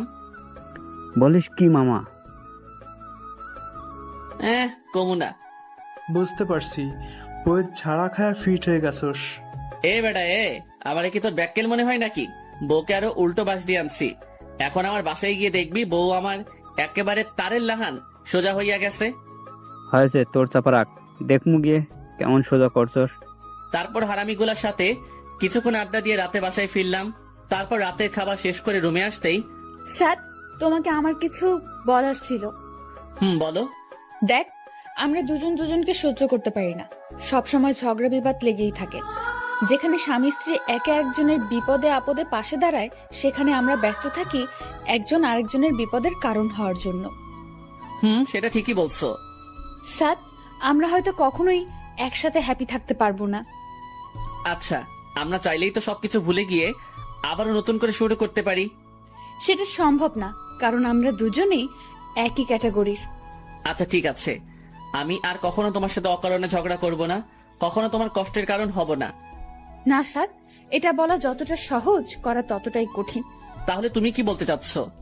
স্যার, আমাকে ভুল বোঝো না, আমি তোমার সাথে থাকতে পারবো না। মানে আমি ডিভোর্স চাই। রিয়ার মুখে এই কথাটা শোনা মাত্রই আমি বাকরুদ্ধ হয়ে গেলাম। তারপর নিজেকে কিছুটা স্বাভাবিক করে নিয়ে বললাম, তো তুমি আমার সাথে মজা করছো তাই না? না, আমি তোমার সাথে মোটেও মজা করছি না। আচ্ছা, আমি তো বলেছি আমি আর তোমার কষ্টের কারণ হব না, আর তোমাকে কখনো কোনো ধরনের প্রেশার ক্রিয়েট করব না। আচ্ছা, আমি ভুল করে থাকলে প্লিজ মাফ করে দাও। দেখো স্যার, এসব বলে আর কোনো লাভ হবে না। আমি তোমাকে চাই না, সেটা একবার বোঝার চেষ্টা করো। রিয়া, আমি নিচে ঘুমাবো, তোমার সাথে কখনো বাজে ব্যবহার করব না, প্লিজ রিয়া।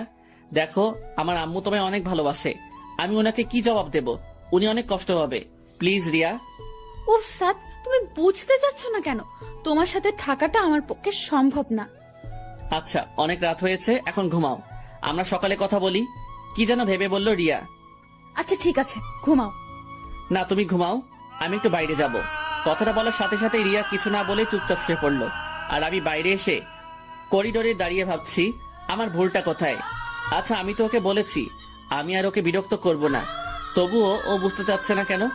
আমার নিজের জন্য এতটা কষ্ট হচ্ছে না, তবে আমি আমার ফ্যামিলিকে কি জবাব দেব? কি বলবো আম্মুকে? কথাগুলো ভাবতে ভাবতে চোখের কোণ থেকে কয়েক ফোঁটা জল গড়িয়ে পড়লো। তারপর রুমে গিয়ে একটু ঘুমানোর চেষ্টা করলাম, কিন্তু চোখের পাতাটা কোনোভাবেই এক করতে পারছি না। বুকের ভেতরটার ভয়ানক তীব্র যন্ত্রণায় ছটফট করছি। রিয়ার দিকে তাকিয়ে দেখি ও নিশ্চিন্তে ঘুমাচ্ছে। খুব ইচ্ছে করছে ওর মায়া মাখা মুখটায় একটা সুখের পরশ এঁকে দিয়ে খুব করে বলতে, প্লিজ তুমি আমাকে ছেড়ে যেও না। আচ্ছা, হঠাৎ ওর ছেড়ে যাওয়ার কথায় আমি এত কষ্ট পাচ্ছি কেন? আমি কি তাকে সত্যি সত্যি ভালোবেসে ফেলেছি? না, কিছুই বুঝে উঠতে পারছি না। সকালে রিয়া নাস্তা করে রুমে আসতেই বললাম, রিয়া রেডি হয়ে নাও, উকিলের কাছে যাব তোমার ডিভোর্সের জন্য। ভেবেছিলাম কথাটা শোনার পর রিয়া কিছুটা শকড হবে, কিন্তু তেমন কিছুই ঘটলো না।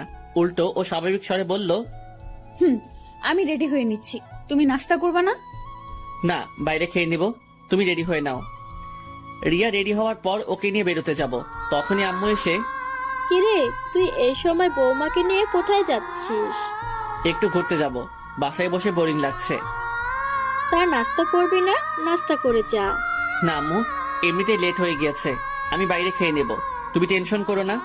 কিরে, তোর চেহারাটা এমন শুকনো শুকনো লাগছে কেন? মলিন হাসির আড়ালে চেহারার কষ্টের ছাপটা লুকানোর চেষ্টা করে বললাম, না আম্মু, আমি ঠিক আছি। তারপর রিয়াকে নিয়ে বেরিয়ে পড়লাম উকিলের অফিসের উদ্দেশ্যে। গাড়িতে আমি চুপচাপ হয়ে বসে থাকলেও লক্ষ্য করলাম রিয়ার মধ্যে তার কোনো প্রতিক্রিয়া হচ্ছে না। ও স্বাভাবিকভাবেই বসে বাইরে প্রকৃতিটাকে উপভোগ করছে। তারপর যথাসময়ে উকিলের অফিসে পৌঁছে কথাবার্তা বলে জানতে পারলাম আমাদের ডিভোর্স হবে, কিন্তু শর্ত হচ্ছে আমাদের এখন থেকে 3 মাস অবধি একই ছাদের নিচে একসাথে কাটানো লাগবে। তারপর 3 মাস পরেও যদি আমরা এখানে এসে স্বীকার করি যে আমরা একসাথে থাকতে চাচ্ছি না, তাহলে আমাদের ডিভোর্স হবে। তারপর উকিলের অফিস থেকে বেরিয়ে রিয়াকে জিজ্ঞেস করলাম, এখন কি করব? এখানে তো আর কিছু করার নেই, আমাদের 3 মাস অপেক্ষা করা ছাড়া আর তো কোনো উপায় দেখছি না। তা তুমি কি আমার বাসায় যাবে নাকি তোমাদের বাসায় দিয়ে আসবো? দেখো প্লিজ, আব্বু আম্মুকে এই কথাটা জানিও না। ডিভোর্স হওয়ার পর আমি ওনাদের জানাবো, তার আগে ওনারা জানতে পারলে আমার উপর প্রেশার ক্রিয়েট করবে। আর এই 3 মাস স্বাভাবিক হয়েই তোমার সাথে থাকবো। আচ্ছা ঠিক আছে, তবে এটা খেয়াল রাখবা আমার আব্বু আম্মু যেন এসবের কিছু জানতে না পারে। জানবে না। তারপর রিয়াকে নিয়ে বাসায় এসেই আমি আড্ডাখানার উদ্দেশ্যে বেরিয়ে পড়লাম। ভেতরে কষ্টগুলো ভেতরে থেকে যাচ্ছে, না কাউকে বলতে পারবো না কাউকে বোঝাতে পারবো। হয়তো হারামিগুলোর সাথে কিছুক্ষণ আড্ডা দিতে পারলে মনের কষ্টগুলো কিছুটা হালকা হবে। আর মনে রাস্তায় হাঁটছি আর এই কথাগুলো ভাবতেছি। যত কিছুই ঘটে যাক না কেন কাউকে কিছু বুঝতে দেওয়া যাবে না। আমাকে শক্ত হতে হবে, নিজের সাথে লড়াই চালিয়ে যেতে হবে। কিন্তু আমি যে এখনই ক্লান্ত হয়ে গেছি, কষ্টগুলো আর নিতে পারছি না। শত চেষ্টা করেও নিজেকে সামনে নিতে পারছি না। তারপর আড্ডাখানায় পৌঁছাতেই, কি রে মামা, কি অবস্থা? দোস্ত, জব্বর ভালা। তোদের কি অবস্থা? কিরে, তোর চেহারা এমন লাগছে কেন? কি হয়েছে তোর? কই কিছু না তো। দেখ সাদ, আমি তোকে ন্যাংটা কাল থেকে চিনি। তুই সবসময় হাসি খুশি থাকিস, কিন্তু আজ এমন মন মরা হয়ে আছিস কেন? আরে ধুর বেটা, তেমন কিছু হয় নাই, এমনিতে একটু মন খারাপ আর কি। আচ্ছা, তোর যত মন খারাপ, চল আজকে একটু বাইরে থেকে ঘুরে আসি। না রে, আজকে না, অন্য একদিন। তারপর হারামি দুইটা আমাকে এক প্রকার জোর করেই আমাকে নিয়ে ঘুরতে বের হলো। সারাদিন ঘোরাঘুরির পর সন্ধ্যার দিকে যেই ফিরলাম, ভেতরের কষ্টগুলো আবারও আমাকে গ্রাস করতে শুরু করলো। কোন রকম রাতের খাবারটা খেয়ে তারপর বাসায় রাখা ঘুমের ওষুধ, এর থেকে বেশ কয়েকটা ঘুমের ট্যাবলেট খেয়ে শুয়ে পড়লাম। অতিরিক্ত ক্লান্তি আর ঘুমের মেডিসিন খাওয়ার কারণে কিছুক্ষণের মধ্যেই ঘুমিয়ে গেলাম। সকালে আম্মুর ডাকে ঘুম ভাঙলো। কে রে, এত বেলা হয়ে গেছে, তবুও তোর ঘুম শেষ হচ্ছে না? মোবাইলের কি বাটামটাতে চাপ দেওয়ার পরই স্ক্রিনে তাকিয়ে দেখি 10টা বেজে গিয়েছে। এ কি আম্মু, 10টা বেজে গেছে? তুমি আমাকে আগে ডাক দিবা না? এর আগেও বেশ কয়েকবার তোকে ডেকে গিয়েছি, কিন্তু তুই তো উঠিসই না। ও আসলে কালকে একটু ঘোরাঘুরি করেছি তো, তাই হয়তো ক্লান্তির কারণে এমনটা হয়েছে। আচ্ছা আম্মু, তুমি যাও, আমি ফ্রেশ হয়ে আসতেছি। আম্মু আমার কাছে এসে বসে, আমার মাথায় হাত বুলিয়ে দিয়ে, কি রে বাবা, তোর কি হয়েছে? কালকে সকাল থেকে লক্ষ্য করছি তুই কেমন যেন হয়ে গেছিস। আরে আম্মু, কিছু হয় নাই, আমি ঠিক আছি। এই, আমি না তোর মা, আমাকে বল না তোর কি হয়েছে। আম্মু, আমি ঠিক আছি, আমার কিচ্ছু হয়নি। কথাটা বলার সাথে সাথেই আম্মু এক প্রকার ডাক দেখিয়েই আমার রুম থেকে বেরিয়ে গেল। এই আম্মুটা না একদমই আমার কথা বিশ্বাস করছে না। এই মা জাতি টানা বড়ই অদ্ভুত। আপনি ভালো থাকার অভিনয়টা সবার সামনে করতে পারলেও এই মায়ের সামনে এসে আপনি হেরে যাবেন, আপনার অভিনয় চোখে ধরা পড়ে যাবে। প্রায় 15 দিন পর, এই 15 দিন আমি আর রিয়া একই সাথে নিচে থেকেছি ঠিকই, কিন্তু আমাদের মধ্যে কোনো কথাই হতো না, যে যার মতো থাকতাম। অবশ্য প্রথম দিকে আমি ওর সাথে নিজে থেকে কথা বললেও ও সবসময় আমাকে ইগনোর করত, আমাকে অবহেলা করত। এক কথায় আমাকে তার বিরক্ত লাগতো। তাই এখন আর আমিও তাকে বিরক্ত করি না। রাতে খাবার খেয়ে রুমে আসতে রিয়া বলে উঠলো, স্যার, কালকে একটু আমার ফ্রেন্ডের বাসায় যাওয়া লাগবে, খুব অসুস্থ, তাই একটু দেখতে যাব। আমাকেও যেতে হবে, আম্মুকে নিয়ে যাও। না না, আমি একাই যেতে পারবো। সে কি, একা কিভাবে যাবে? আচ্ছা ঠিক আছে, আমি তোমায় নিয়ে যাব। দেখো, তোমার সাথে আমার ডিভোর্স হয়ে গেছে, কয়েকদিন পর কাগজটা পেলেই আমরা দুজন দু রাস্তায়। প্লিজ, আমি এখন। এতটুকু বলে রিয়া থমকে গেল। কি ব্যাপার, কি হয়েছে? এমন করতেছো কেন? রিয়া কিছু বলতে পারছে না, শুধু আমার পিছনের দিকে তাকিয়ে কেমন যেন করতেছে। আমি হুট করে পিছনের দিকে তাকাতেই দেখি আম্মু আমার পিছনে দাঁড়িয়ে আছে। তার মানে কি আম্মু আমাদের সব কথা শুনে ফেলেছে? পায়ের নিচ থেকে মাটি সরে যেতে লাগলো, চারদিকটা কেমন যেন অন্ধকার হয়ে যেতে লাগলো। আম্মুকে এখন কি বলবো, আমার মাথায় কিছুই আসতেছে না। আম্মু কিছু বলতেছে না, শুধু চুপচাপ দাঁড়িয়ে একবার আমার দিকে আরেকবার রিয়ার দিকে তাকাচ্ছে। তারপর হঠাৎ করে আম্মু আমাদের কিছু না বলে রুম থেকে চলে গেল। আই এম সরি, আমি ভাবি নাই এমনটা হয়ে যাবে। আচ্ছা তুমি ঘুমাও, আমি আম্মুর কাছে যাচ্ছি। শোনো, আমি কি তোমার সাথে আসবো? না, তোমার আসার দরকার নেই, তুমি ঘুমাও। কথাটা বলেই আমি আম্মুর রুমের দিকে পা বাড়ালাম। আম্মুর রুমে প্রবেশ করতে দেখলাম আম্মু হুইল চেয়ারে বসে দোল খাচ্ছে। আমি আম্মুর কাছে যেতেই আম্মু চেয়ার থেকে উঠে দাঁড়িয়ে বলল, ছাদে আয়। তারপর আম্মু ছাদের দিকে যাওয়ার জন্য পা বাড়াতে লাগলো, আর আমিও আম্মুর সাথে সাথে ছাদে পৌঁছালাম। আমাকে জানালি না কেন? আম্মু, তুমি কষ্ট পাবে তাই। তো আজ না কাল তো সবাই জানবে।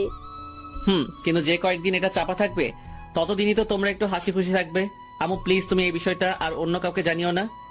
আচ্ছা, তোদের সমস্যাটা কি? আম্মু প্লিজ, ওসব জানতে চেও না।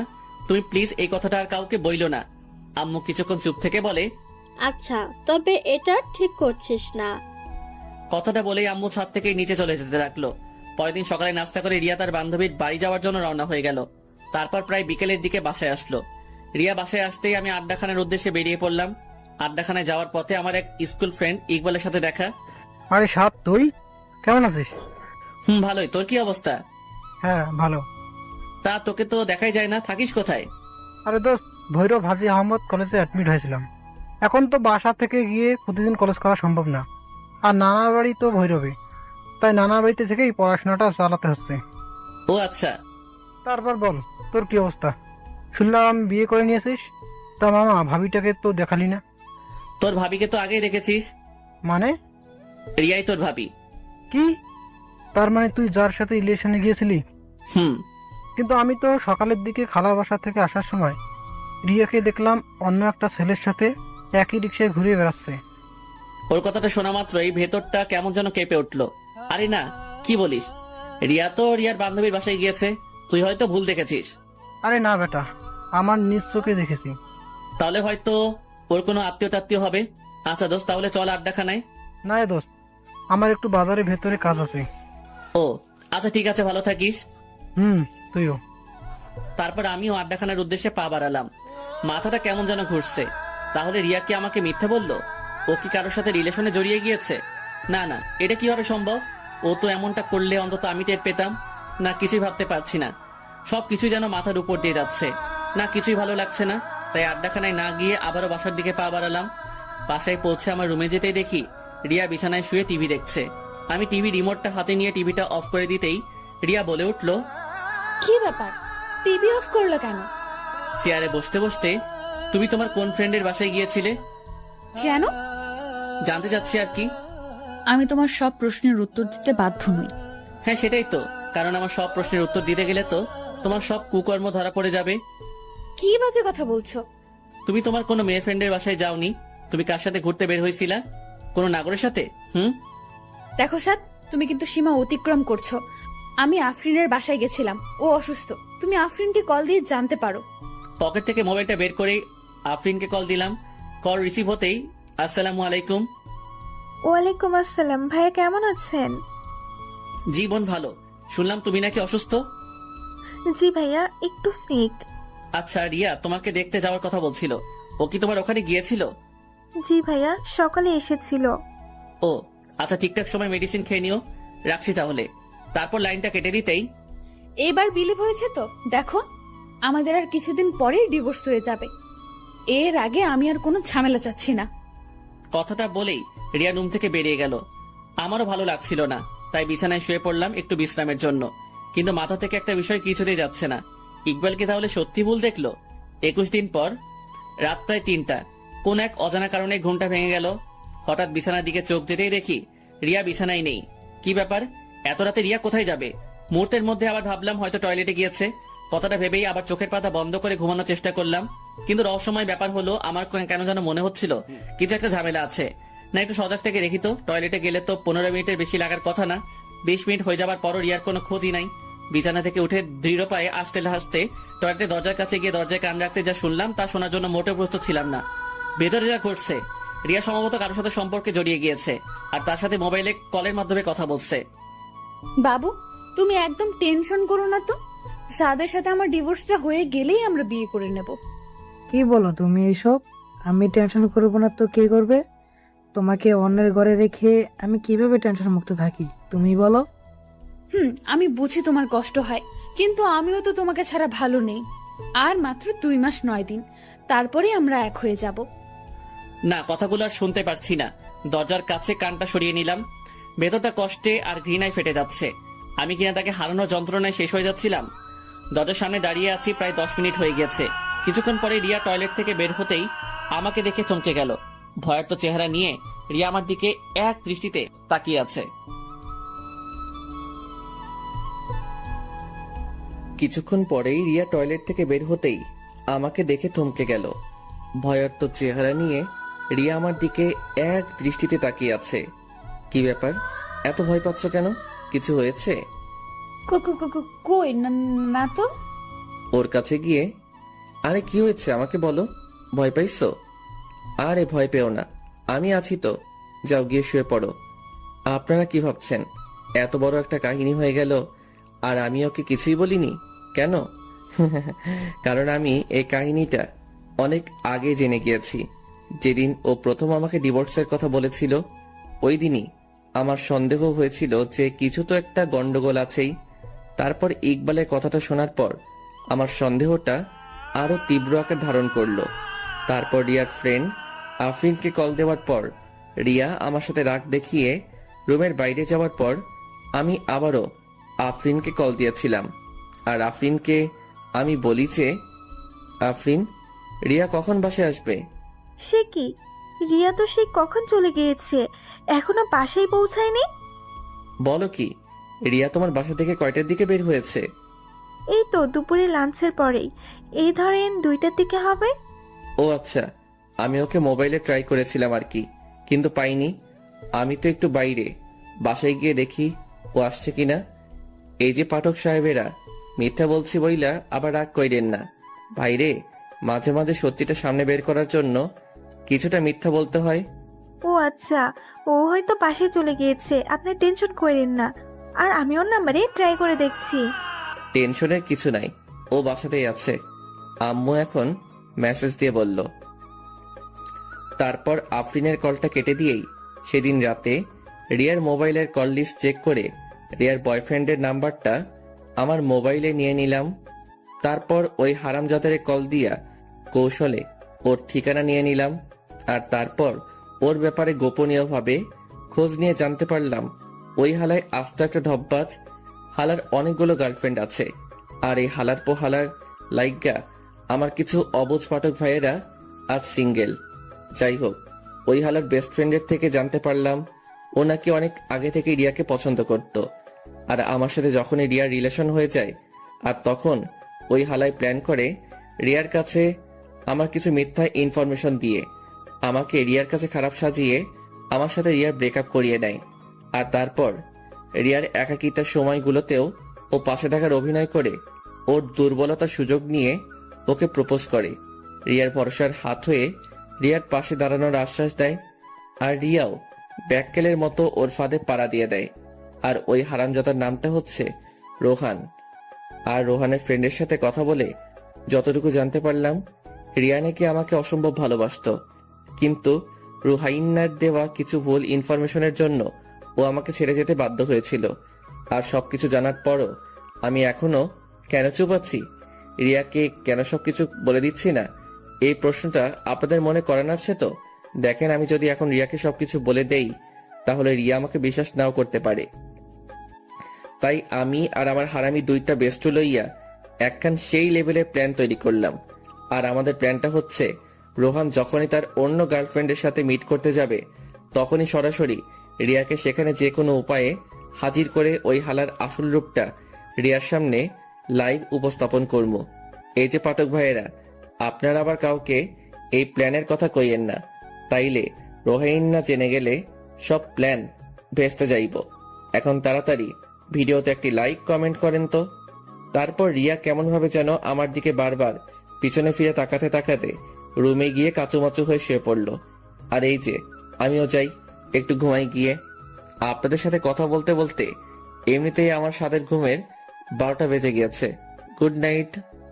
তারপর প্রায় 3 দিন পর আমরা আমাদের প্ল্যানের সফলতার দ্বারপ্রান্তে পৌঁছালাম।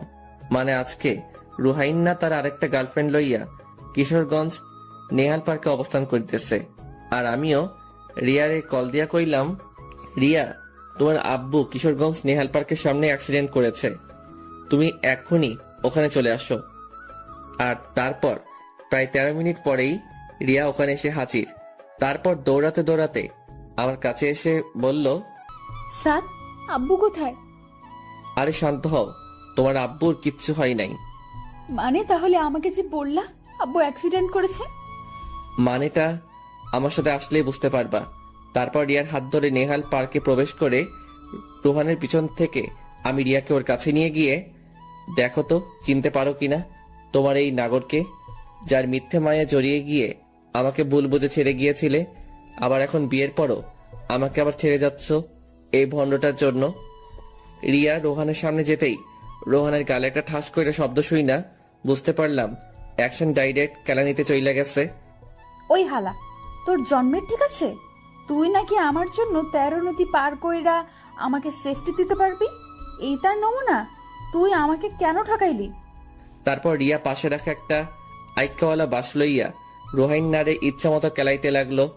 অবস্থা বেগতিক দেখা রোহাইন্নার সাথে রোহাইন্নার গার্লফ্রেন্ডটাও বেইমানি কইরাল্লো, আই মিন রিয়ার সাথে যোগ করিয়া রুহাইন্নারে কেলাইতে লাগিল। আর আমিও সেই লেভেলের ভাব লইয়া ক্যামেরাম্যান সাইজ্জা সব অ্যাকশন কাহিনীগুলা শুট করিতে লাগিলাম।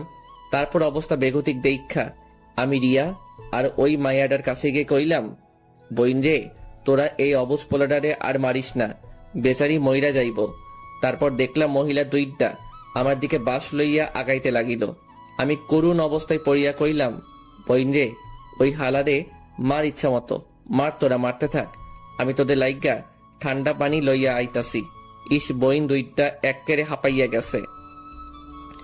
তারপর ফট কইরাই একেবারে হোসাইন বোল্টের গতিতে হাইটটা হাইটটা ঠান্ডা পানির সন্ধানে রওনা হইয়া গেলাম। তারপর পানি লইয়া যেই পৌঁছালাম, দেখি মাইয়া দুইটা রোহান্নারে মাইরা একেবারে হুতাইয়া দিছে। আমি দৌড়াইয়া গিয়ে রোহান্নারে কাছে গিয়ে কইলাম, হাই হাই, তোমরা ওরে মেরে ফেলছো নাকি? উল্টো আরো ওই দুই মহিলা কইল, মেরে ফেলছি, ভালো করছি, নয়তো আরো অনেকগুলো মেয়ের জীবন ও নষ্ট করত।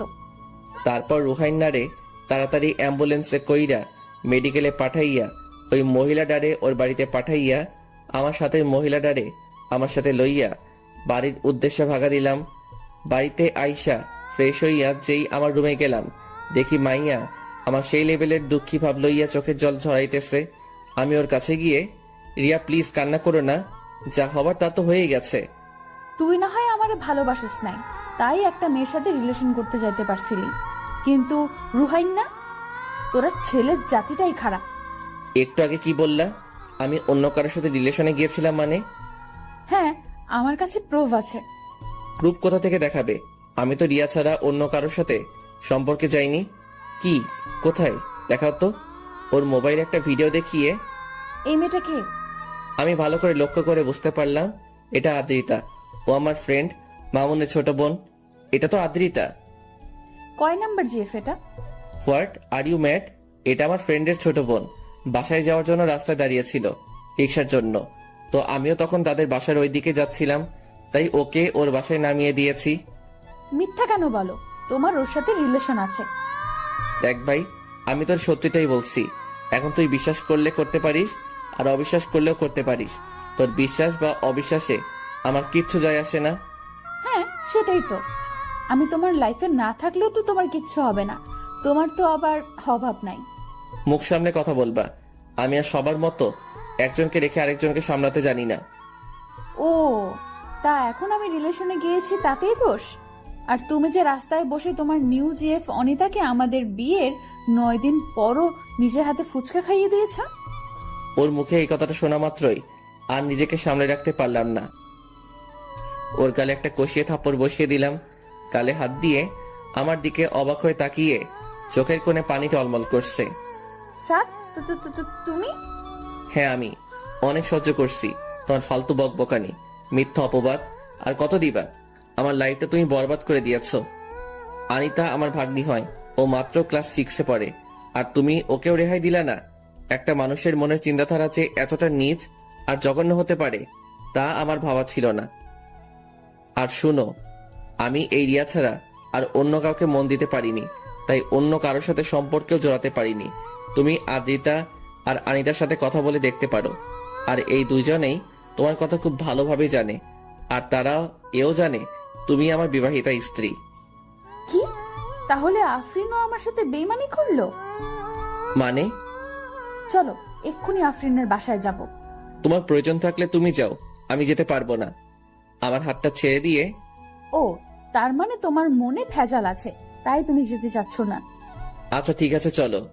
তারপর রিয়াকে নিয়ে বাইকে করে সোজা আফরিনের বাসার উদ্দেশ্যে রওনা হলাম। প্রায় 10 মিনিট পর আফরিনের বাসায় পৌঁছে কলিং বেল চাপ দিতেই আফরিন দরজা খুলে আমাদের দুজনকে একসাথে দেখে কিছুটা ভয় পেয়ে গেল। রিয়া, এই সময় তুই? আমাকে তো আসার আগে জানালিও না। আচ্ছা, তোমার শরীরের অবস্থা এখন কেমন? জি ভাইয়া, ভালো। কি রে আফরিন, ঘরে আসতে বলবি না? হ্যাঁ, সে কি, ঘরে আয়। তারপর আমি আর রিয়া আফরিনের ঘরে যেতেই রিয়া আফরিনকে জিজ্ঞেস করলো, আফরিন, তোর হাজবেন্ড কোথায়? ও তো অফিসে একটু বাইরে গিয়েছে। ও দেখ আফরিন, তুই অসুস্থ, তাই তোকে কোনো প্রেশার ক্রিয়েট করতে চাচ্ছি না। তুই শুধু এতটুকু বলে দে, যে আমি তোর কি ক্ষতি করেছি যার জন্য আমাকে তুই এত বড় শাস্তি দিলি? আমি আবার কি করলাম? তুই গত মাসে আমাকে কয়েকটা ছবি দেখিয়েছিলি যেখানে সাদ অনিতাকে ফুচকা খাইয়ে দিচ্ছে, আর তুই এও বলেছিলি যে সাদের সাথে নাকি অনিতার সম্পর্ক আছে, আর এটা তুই অনিতার মুখ থেকেই জেনেছিলি। আফরিন চুপচাপ হয়ে নিচের দিকে তাকিয়ে বসে আছে। কি ব্যাপার, কিছু বলছিস না যে? তুই আমার সাথে এটা কেমনে পারলি? অন্তত তুই তো জানতিস আমি সাদকে কতটা ভালোবাসতাম। ওর সাথে সম্পর্কে যাওয়ার কিছুদিন পরই রোহান আমাকে আজে বাজে কিছু মিথ্যা নাটক সাজিয়ে আমার কাছে সাদকে খারাপ বানিয়ে আমাকে সাদের জীবন থেকে সরিয়ে দিয়েছিল। ভেবেছিলাম বিয়ের পর অন্তত সাদকে আমি আমার রূপের জালে ফাঁসিয়ে আমার প্রেমে ফেলে দিব। ভাবতাম ও তো অন্য কারোর সাথে রিলেশন বিয়ের আগে করেছে, বিয়ের পর তো অনেকেই আছে যারা ভালো হয়ে যায়। অথচ দেখ, সাদ কিন্তু আমি ছাড়া কখনো কারোর সাথে রিলেশনে যায়নি। এই ছেলেটা আমার সুখের জন্য সব করেছে, আর বিনিময়ে আমি তাকে শুধু কষ্টই দিয়েছি। তুই জানিস আফরিন ও আমাকে কতটা ভালোবাসে? আমি আমাদের বিয়ের 9 দিনের মাথায় যখন আমাকে জানিয়েছিলি সাদ অনিতার সাথে রিলেশন করে, তারপর আবারও আমার কাছ থেকে মন ভেঙে গেল। জানিস, অনেক কান্না করেছি সেদিন। যেদিন মানুষটাকে এতটা ভালোবাসি সেই মানুষটার কাছেই নিচে থেকে ডিভোর্স চেয়েছি, আর ও আমার সুখের জন্য আমাকে ডিভোর্স দিতেও রাজি হয়েছে। আজ ওর আম্মুর কাছে এই দোষ নিজের ঘাড়ে চাপিয়ে আমাকে ওর আম্মুর কাছে ভালো মেয়ে হিসেবে রেখে দিয়েছে। অথচ দেখ, ওর আম্মু এই কারণে আর ওর সাথে কথা বলা বন্ধ করে দিয়েছে। একটা মানুষকে আর কত কষ্ট দেওয়া যায়? আচ্ছা আফরিন, তোর উপর আমার কোনো প্রতিশোধ নেওয়ার ইচ্ছে নেই। শুধু এইটুকু আমি জানতে চাই, আমি তোর কি এমন ক্ষতি করেছিলাম যার জন্য তুই আমাকে এত বড় শাস্তি দিলি? এখানে তোর কোনো দোষ নেই, এখানে পুরো অপরাধটাই আমার। গত মাসে তোর ভাই কিডনির সমস্যার জন্য মেডিকেলে ভর্তি করিয়েছিলাম। হ্যাঁ, সেটাই তো আমি জানি। কিন্তু তুই এটা জানিস না, ওকে সুস্থ করে তুলতে আমার তখন 10 লাখ টাকার মতো লাগতো। জানিস, আত্মীয় স্বজনদের মধ্যে কারোর কাছে তখন 1 টাকাও পাইনি। আমরা তো মধ্যবিত্ত, কোথা থেকে এত টাকা জোগাড় করবো বল? আর অন্যদিকে সাপির মৃত্যুর মুখে ঢলে পড়ছিল প্রতিটা মুহূর্তে। রিয়া, তুই আমাকে শাস্তি দে। বিশ্বাস কর, সাত ভাই অনেক ভালো, আর তুই অনেক ভাগ্যবতী একটা মেয়ে যে 7 ভাইয়ের একটা মানুষকে তোর লাইফ পার্টনার হিসেবে পেয়েছিস। রিয়া, জানিস, এই টাকার জন্য যখন আমার দিশাহারার মতো অবস্থা, তখন আমার কাছে একটা বাজে প্রস্তাব আসে, আর সেই প্রস্তাবটা নিয়ে এসেছিল রোহান। ও তখন বলেছিল, যদি আমি তোর চোখে সাদকে খারাপ বানিয়ে তোদের আলাদা করতে পারি তাহলে রোহান আমাকে 10 লাখ টাকা দেবে। আর আমিও আমার স্বামীকে বাঁচানোর জন্য এত বড় একটা খারাপ কাজ করতে রাজি হয়েছিলাম। তুই শুধুমাত্র টাকার জন্য? ছি, তুই আমাকে বলতে পারতি আমি তোকে টাকা দিতাম। আমাকে মাফ করে দে, আমি খুব বড় অন্যায় করে ফেলেছি। আফরিনের কথায় কান্না দিয়ে আমার হাত ধরে বলল, সাথ চলো, বাসায় যাব। তারপর রিয়াকে নিয়ে বাসায় চলে আসলাম। রাতে বিছানায় শুয়ে আছি, এমন সময় রিয়া এসে আমার পা জড়িয়ে ধরে কান্না করতে করতে বলল, সাদ, আমার ভুল হয়ে গিয়েছে, আমাকে মাফ করে দাও। দেখো, যা হবার তা হয়ে গিয়েছে, এখন আর আমার কিছু করার নেই। ডিভোর্স পেপারটা হাতে আসলেই আমি সাইন করে তোমাকে মুক্তি দিয়ে দিব। সাদ, আমি তো ইচ্ছে করে কিছু করিনি, আর আমি তো তোমায় ভালোবাসি। দেখো, আমি তোমার কোনো কথা শুনতে চাই না, প্লিজ আমাকে আমার মতো থাকতে দাও। আচ্ছা, তুমি খাটে ঘুমিয়ে যাও, আমি নিচে ঘুমাবো। তারপর রিয়ার কথার কোনো উপেক্ষা না করেই আমি নিচে বিছানা করে শুয়ে পড়লাম। পরের দিন সকালে নাস্তা করে বাইরে বেরোতে যাব, ঠিক তখনই রিয়া আমার সামনে এসে আমাকে হঠাৎ করে জড়িয়ে ধরে হু হু করে কান্না করে দিল। এই কি হয়েছে? এমন বোকার মতো কান্না করতেছো কেন? প্লিজ আমায় ছেড়ে দিও না, আমি তোমায় অনেক ভালোবাসি। শুনো, একটা মানুষকে শুধুমাত্র ভালোবাসলেই হয় না, তার প্রতি বিশ্বাস আর ভরসাটাও রাখতে হয়, যেটা তোমার মধ্যে নেই। স্যার, আমি তোমায় অনেক বিশ্বাস করি। বিশ্বাস? তাও তুমি এই আমাকে? How funny. শুনো, ভালোবাসার মানুষটা ভুল করলেও তাকে শুধরানোর একটা সুযোগ দিতে হয়, তার পাশে থেকে ওই ভুল পথ থেকে তাকে ফিরিয়ে আনতে হয়। আর তাতেও যদি সেই মানুষটার মধ্যে কোনো পরিবর্তন না ঘটে তাহলে তাকে ছেড়ে দেওয়াটাই শ্রেয়। কিন্তু তুমি কি করছো? দেখো, আমাকে এবারের মতো মাফ করে দাও, আমি আর কখনো এমন ভুল করব না। মাফ? তাও তোমায়? কই, আমাকে তো তুমি মাফ করনি। আমি যে তোমায় বলেছিলাম আমার আম্মু হার্টের রোগী, আমার আম্মু এটা সইতে পারবে না। তুমি আমাকে ডিভোর্স দিও না, আমি তোমার সব কথাই শুনবো, তোমার কোনো প্রকার কষ্টের কারণ হব না। আমাকে তো তুমি একটা সুযোগও দাওনি। আচ্ছা, আমি তো কোনো ভুল করিনি, তাও তুমি আমার শাস্তি দিয়েছ। আচ্ছা, তুমি ফিরিয়ে দিতে পারবে আমার কষ্টের সেই রাতগুলো? ফিরিয়ে আনতে পারবে আমার আর আম্মুর সেই বন্ধু মোহন সম্পর্কটাকে? আমার আম্মুর চোখের জলের মূল্য তুমি রিয়া দিতে পারবে? আমার আম্মু তো কোনো ভুল করেনি, তোমাকে সে নিজের মেয়ের থেকেও বেশি ভালো আর ভরসা করত। আর সে মানুষটার চোখের পানিও তোমার হৃদয়টাকে নরম করতে পারেনি। আমাকে তুমি যে শাস্তি দেবে আমি মাথা পেতে নেব, তবুও আমাকে ছেড়ে দিও না প্লিজ। আই এম সরি, তোমার শাস্তি একটাই, তুমি আমার জীবন থেকে চলে যাও। কথাটা বলেই আমি আমার বাইরে চলে আসলাম। রুবেলকে আর হাবিবকে কল দিয়ে আড্ডাখানায় আসতে বলে আমিও আড্ডাখানায় চলে গেলাম। তারপর ওদের সাথে আড্ডা দিয়ে দুপুরের দিকে বাসায় ফিরে গোসল করে দুপুরের খাবার খেয়ে একটু বিশ্রাম নিচ্ছিলাম। তখনই খেয়াল করলাম রিয়া রুমে বসে নীরবে চোখে জল ফেলতেছে। হঠাৎ করে কেমন যেন একটু মায়া হলো। আমি উঠে তার কাছে গিয়ে বসলাম। তারপর ওকে বললাম, দেখো রিয়া, কান্না করলে আর এখন কোনো লাভ হবে না। এত সুন্দর চেহারাটা শুধু শুধু খারাপ করো না। আমি একদিকে কান্না করতেছি আর তুই মজা লস? লেখোকা, আমি মজা লইলাম কই? আমি তো তোমাকে ভালো উপদেশ দিচ্ছি। দেখো, তোমার এই সুন্দর চেহারাটা নষ্ট হয়ে গেলে আর কেউই তোমার দিকে ফিরেও তাকাবে না, আর রোহানের মতো ছেলেরা তোমাকে পাওয়ার আকাঙ্ক্ষাও করবে না। তখন তোমার কি হবে? প্লিজ কান্না করো না। তুমি থাকো তোমার উপদেশ নিয়ে। কথাটা কইয়াই এক বদনা রাগ আমার দিকে ছুঁড়ে মাইরা আর এক বস্তা রাগ তাহার সাথে লইয়া ছাদের উদ্দেশ্যে ভাগা দিল। যা বাবা, বেশি কষ্ট দিয়ে ফেললাম না তো? নিশ্চয় এখন ছাদে গিয়ে ফুপিয়ে ফুপিয়ে কান্না করবে। থাক, কষ্ট পাক গিয়ে, সে কষ্ট পাইলে আমার কি? একটু কষ্ট করে বোঝুক। অন্য কাউকে কষ্ট দিলে তা সহ্য করতে তা কতটা কষ্ট হয়। তারপর আমিও হাত পা ছাইরা দিয়া সেই লেভেলের একটা ঘুম দিলাম। বিকেলের দিকে ঘুম ভাঙলো রুবেলের কলের রিংটং এর আওয়াজে। কিরে? কিরে বেটা, কই তুই? বাসায় ঘুমাইতেছি। তাড়াতাড়ি ঘুমটা পকেটে লয়ে আড্ডাখানায় আয়। আচ্ছা ভাই, মই আইতে আসি। তারপর বিছানা থেকে উঠে ফ্রেশ হয়ে আড্ডাখানার উদ্দেশ্যে বেরিয়ে পড়লাম। তারপর হারামিগুলোর সাথে আড্ডা শেষ করে রাতে বাসায় ফিরলাম। রাতের খাবার শেষ করে যেই খাবার টেবিল থেকে উঠতে যাব, ঠিক তখনই লক্ষ্য করলাম রিয়া খাবার শুধু নাড়াচাড়া করছে, কিন্তু খাচ্ছে না। রিয়া, খাচ্ছ না কেন? আমার দিকে করুণ দৃষ্টিতে তাকিয়ে বলল, আমার খেতে ইচ্ছে করে না। মা, আমার তোমার কিছু হয়েছে? শরীর খারাপ? না বাবা, আমি ঠিক আছি। বিকালে হালকা কিছু খেয়েছি তো, তাই ক্ষুধা মরে গেছে। আচ্ছা, জোর করে খেয়ে নাও। কথাটা বলেই আমি আমার রুমে এসে কানে হেডফোন গুঁজে গান শুনতে শুনতে ঘুমিয়ে পড়লাম। 3 দিন পর রাতে বিছানায় শুয়ে আছি। এমন সময় রিয়া আমার কাছে এসে বলল, আমার কিছু বলার ছিল। বলো। তুমি তো বলো ছেড়ে যাওয়া না, মানিয়ে নেওয়াটাই ভালোবাসা।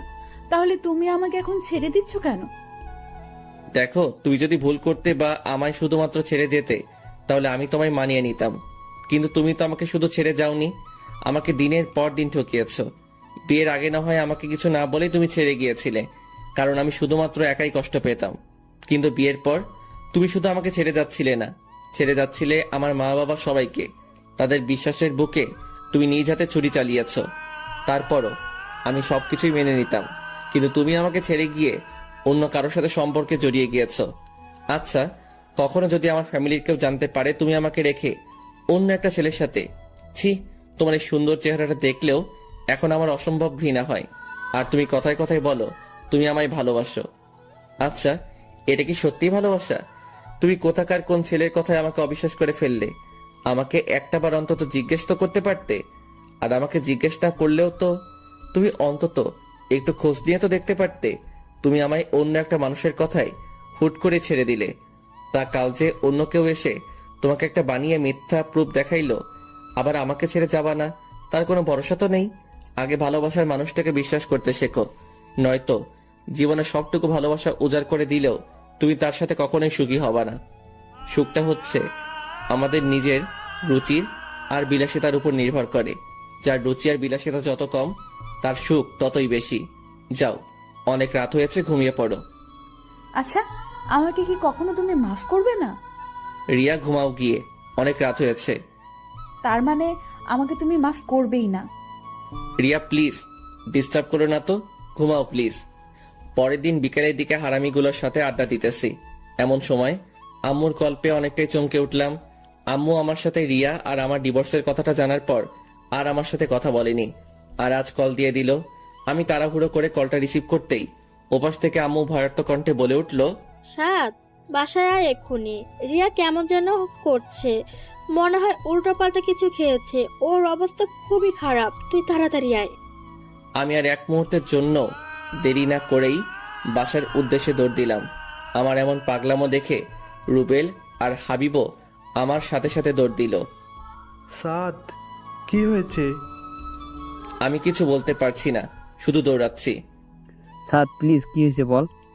প্লিজ তোর আমার সাথে আয়, রিয়ার কি যেন হয়েছে। তারপর বাসায় পৌঁছে যে রিয়ার কাছে গেলাম, দেখি ওর মুখ দিয়ে লাল বের হচ্ছে আর অনেক বমি করতেছে। ওকে আমি কোলে নিতেই ওর হাত থেকে বিষের একটা ছোট সরে পড়ল। সর্বনাশ হয়ে গেছে, রিয়া তো বিষ খাইছে। সাদ, আমি গাড়ি বের করছি, তুই রিয়াকে বাইরে নিয়ে আয়। তারপর রিয়াকে কোলে নিয়ে গাড়িতে উঠিয়েই মেডিকেলের উদ্দেশ্যে রওনা হলাম। মেডিকেলে পৌঁছেই তাড়াহুড়ো করে রিয়াকে ইমার্জেন্সিতে ভর্তি করালাম। আমি অপারেশন থিয়েটারের বাইরে বসে আছি, এমন সময় আব্বু এসে আমার কাছে এসে আমার পিঠে হাত রেখে, চিন্তা করিস না বাবা, সব ঠিক হয়ে যাবে। হ্যাঁ, ওর কিছু হয়ে গেলে আমি ওর আব্বু আম্মুকে কি জবাব দেব? এই, তুই এভাবে বলছিস কেন? সব ঠিক হয়ে যাবে তো। তাই যেন হয়। প্রায় ঘন্টাখানেক পরেই অপারেশন থিয়েটার থেকে ডক্টর বেরিয়ে আসলো। আমি ডক্টরের কাছে গিয়ে জিজ্ঞেস করলাম, ডক্টর, রোগীর কি অবস্থা? আপনারা সঠিক টাইমে নিয়ে আসতে পেরেছেন, তাই রুগীর তেমন কোনো প্রবলেম হয়নি। রুগী ঠিক আছে, আপনি চাইলে একা গিয়ে ওনার সাথে দেখা করতে পারেন, তবে লক্ষ্য রাখবেন রুগী যেন বেশি কথা না বলে। তারপর আমি রিয়ার কাছে যেতেই দেখি রিয়া নিথর হয়ে বেডে শুয়ে আছে। আমি ওর কাছে গিয়ে ওর কাছে বসে ওর মাথায় হাত বুলাতে বুলাতে বললাম, এখন কি কিছুটা ভালো লাগছে? তুমি এই বোকামোটা না করলেও পারতে, যদি একটা কিছু হয়ে যেত। তাহলে তো ভালোই হতো, সবাই মুক্তি পেয়ে যেত। আমার মতো মেয়েদের এই পৃথিবীতে না থাকাই ভালো, অন্তত আমার জন্য অনেকগুলো মানুষের জীবনের সুখগুলো হারিয়ে যেত না। তোমরা মেয়েরা একটা জিনিস খুব ভালো পারো, সেটা কি জানো? অভিমান। এই অভিমানটা কখনো অন্য কারোর উপর দেখিয়ে বেশ কয়েকটা মানুষের জীবন বিপাকে ফেলে দাও, আবার কখনো নিজের উপর দেখিয়ে বোকার মতো নিজেকে শেষ করে দাও। আচ্ছা, তোমরা কি এটা পারো না যে যেই ভুলগুলোর জন্য আজকে তোমার জীবনটাকে শেষ করে দিতে হচ্ছে, নিজের অভিমানটাকে কাজে লাগিয়ে সেই ভুলগুলো শুধরে নিতে পারো না? একটা কথা সবসময় মনে রাখবে, হেরে যাওয়া না, লড়াই করে বেঁচে থাকার নামই জীবন। আমি কার জন্য লড়াই করব, কার জন্য বেঁচে থাকবো? আমার সবকিছুই যে আমি শেষ করে দিয়েছি। দেখো রিয়া, জীবনে সবকিছু যেখানে শেষ হয়ে যায় সেখান থেকে আবার নতুন করে শুরু করতে হয়। তুমি রেস্ট নাও, আমি ডক্টরের সাথে একটু কথা বলে আসতেছি। কথাটা বলেই আমি ডক্টরের কাছে যাওয়ার জন্য যেই পা বাড়ালাম, তখনই রিয়া আমাকে পেছন থেকে ডাক দিল। সাদ, পিছনে ফিরে ওর দিকে তাকিয়ে, বলো। তুমি আমার আব্বু আম্মুকে এই ব্যাপারে কিছু জানিও না প্লিজ, আমি আর কাউকে কষ্ট দিতে চাই না। আচ্ছা, তুমি রেস্ট নাও, তোমার আব্বু আম্মু কিছু জানবে না। তারপর ডক্টরের সাথে কথাবার্তা বলে যতটুকু বুঝতে পারলাম, অন্তত 3 দিন রিয়ার মেডিকেলে অ্যাডমিট থাকা লাগবে। রাত প্রায় 2টা। আমি রিয়ার পাশে বসে বেডের উঁচু মাথাটায় হাত দিয়ে তার উপর মাথা রেখে ঘুমিয়ে গিয়েছি। রিয়ার ঝাঁকুনিতে ঘুম ভাঙলো। আমি হন্তদন্ত করে উঠে চোখ কসলাতে কসলাতে বললাম, তোমার কি খারাপ লাগছে? আমার দিকে অসহায়ের মতো তাকিয়ে বলল, আমার না খুব ক্ষুধা লেগেছে, আমাকে কিছু খেতে দাও না। আমার বুকের ভেতরটা অজানা মায়ায় হুট করে কেঁপে উঠল। ওর এই খাবার চাওয়ার ভঙ্গিমাটা এতটাই করুণ আর কষ্টের ছাপ বজায় রাখছিল। ইচ্ছে হচ্ছিল নিজের কলিজাটা ওকে দিয়ে দেই, কিন্তু ও তো এখন চাইলেই খেতে পারবে না। ডক্টরের পারমিশন ছাড়া খাওয়াতে গেলে অনেক বড় ধরনের কোনো অ্যাক্সিডেন্ট ঘটে যেতে পারে। তাই ওকে সান্ত্বনা দিয়ে বললাম, এই তো লক্ষ্মী, সকাল হয়ে গিয়েছে, আর একটু ঘুমাও, সকাল হলেই তোমায় আমার নিজের হাতে খাইয়ে দিব। আমার দিকে কিছুক্ষণ তাকিয়ে থেকেই চোখটা বুজে ঘুমানোর চেষ্টা করলো। তারপর সকালে ডক্টর আসার পর রিয়াকে চেক আপ করে ডক্টর জানালো যে দুপুরের দিকে তাকে খাওয়ানো যাবে, তবে খুব অল্প পরিমাণ খাবার খাওয়াতে হবে। তারপর আমি রিয়ার কাছে যেতেই রিয়া বলল, তুমি টেনশন করো না তো, ডক্টর যা বলেছে আমি সব শুনেছি। আমি এখন একটু ঘুমাই, আর তুমি খেয়ে নাও। না খেয়ে খেয়ে কতটা শুকিয়ে গিয়েছো। আচ্ছা তুমি ঘুমাও, আমি খেয়ে নেব নে। না, তুমি এক্ষুনি খাবা, যাও খেয়ে নাও। আমি ঘুমাচ্ছি। কি হলো? তুমি ঘুমাও, আমি খেয়ে নেব। কথাটা বলে আমি রিয়ার কপালে একটা চুমু এঁকে দিয়ে ওর মাথায় হাত বুলাতে লাগলাম। কিছুক্ষণ পরই খেয়াল করলাম রিয়া ঘুমিয়ে গিয়েছে। এই পরিটা চেহারাটা এই কয়েকদিনের ব্যবধানে একেবারে রানু মণ্ডলের আকার ধারণ কইরা লাগছে। পরের দিন রিয়াকে মেডিকেল থেকে বাসায় নিয়ে গেলাম।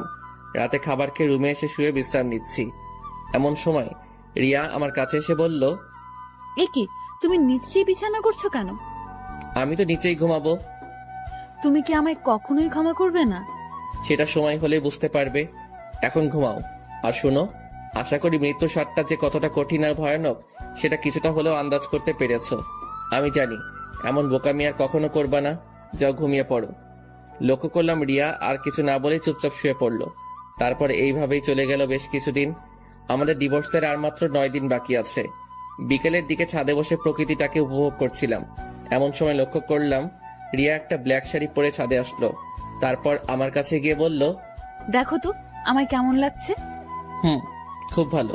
রিয়া শুনো। বলো। দেখো, আমি তোমাকে একটা কথা বলবো করে আর বলা হচ্ছে না, কিন্তু এই কথাটা তোমার জানাটা খুব জরুরি। তুমি কষ্ট পাবে ভেবেই এতদিন তোমাকে এই কথাটা বলি নাই। কি এমন কথা? আসলে তুমি আর আমাকে পাবে না, কারণ এখন আমি অন্য কারো। তুমি যেদিন রোহানের সাথে মিট করতে গিয়েছিলে, আমি ওই দিনই তোমার সব কাহিনী জেনে গিয়েছিলাম। আর তারপরই আমার এক কলেজ ফ্রেন্ড রুহি আমার সব কথা কিভাবে যেন জানতে পারে। আর ও আমাকে কলেজের শুরু থেকেই নাকি পছন্দ করত, কিন্তু ভয়ে কখনো বলতেও পারে নাই। তারপর আমার এই অসহায়ত্বের কথা জেনে ও আমাকে আমার সারা জীবন পাশে থাকার আশ্বাস দেয়।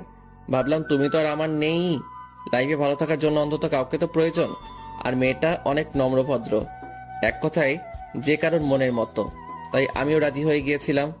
দেখো রিয়া, আমার আর কিছু করার ছিল না।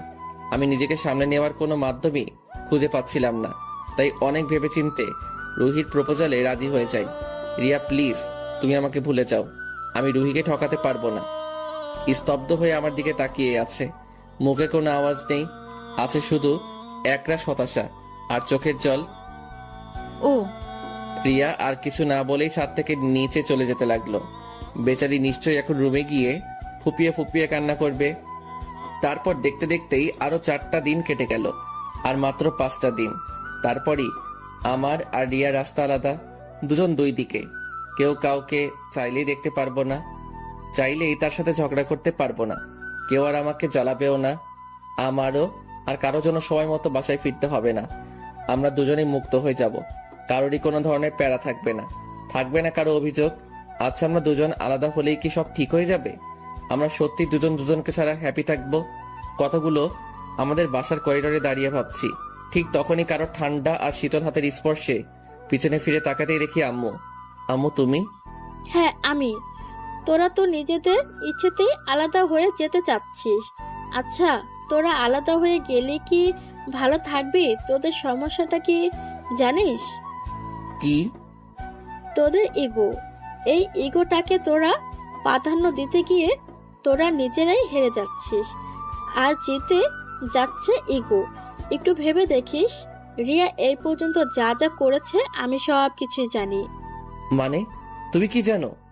রোহানের ব্যাপার থেকে শুরু করে সব কিছুই জানি। তবে মেয়েটা না বুঝে ভুল করে ফেলেছে, তাই বলে তুই ওর মতো ভুল করবি? কথাটা বলেই আম্মু রুমের দিকে পা বাড়ালো। আমারও কেন যেন কিছু ভালো লাগছিল না, তাই রুমে গিয়ে একটু ঘুমানোর চেষ্টা করলাম, কিন্তু কিছুতেই ঘুম আসছিল না। এমন সময় রিয়া এসে বলল, তুমি কি ফ্রি আছো? কিন্তু কেন? না মানে একটু আমাদের বাসায় যাবা? আব্বু আম্মুকে খুব দেখতে ইচ্ছে করছে। কিছুদিন পরেই তো একবারের জন্য তোমার আব্বু আম্মুর কাছে চলে যাবে। এই কথাটা বলতে গিয়েও কেন যেন বলতে পারলাম না। আচ্ছা, কখন যাবে? মুখে মলিন হাসি বজায় রেখে বলল, বিকেলে। আচ্ছা ঠিক আছে। তারপর বিকেল হতেই রিয়াকে নিয়ে ওর বাসার উদ্দেশ্যে রওনা হলাম। গাড়িতে বসে আছি, এমন সময় রিয়া আমাকে বলে উঠল, সাদ, এইটা হয়তো আমাদের বাসায় তোমার শেষ যাওয়া, তাই না? হয়তো। আচ্ছা, তোমার হাতটা একটু ধরতে পারি? আমি রিয়ার দিকে তাকাতেই দেখি ও কান্না করতেছে। ধরো। আর শুনো, এখন আর কান্না করে কোনো লাভ হবে না, নিজেকে সামলে নেওয়ার চেষ্টা করো।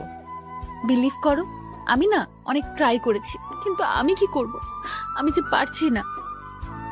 সময় নাও, আস্তে আস্তে সব ঠিক হয়ে যাবে। কিছুক্ষণ পরই আমরা আমাদের গন্তব্যে পৌঁছালাম, মানে আমার শ্বশুর বাড়িতে।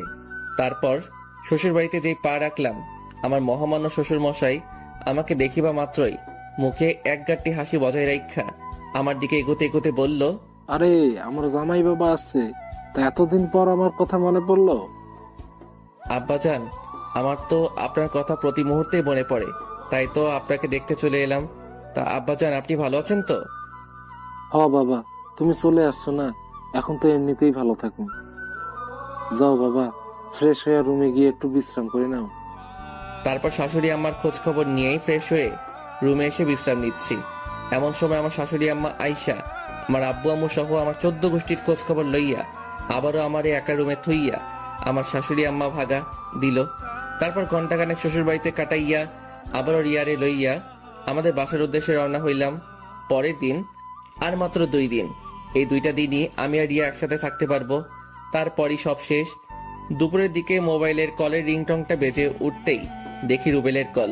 কি রে? সাদ, তুই এক্ষুনি একটু আমাদের আড্ডাখানায় আয় তো। এখন আসতে পারবো না, আমার ভালো লাগছে না। দোস্ত, খুব জরুরি দরকার, প্লিজ তুই আয়। কি যেন কিভাবে বলে দিলাম। আচ্ছা ঠিক আছে, আসতেছি। তারপর হাতে টি শার্টটা নিয়ে আড্ডাখানার উদ্দেশ্যে বেরিয়ে পড়লাম।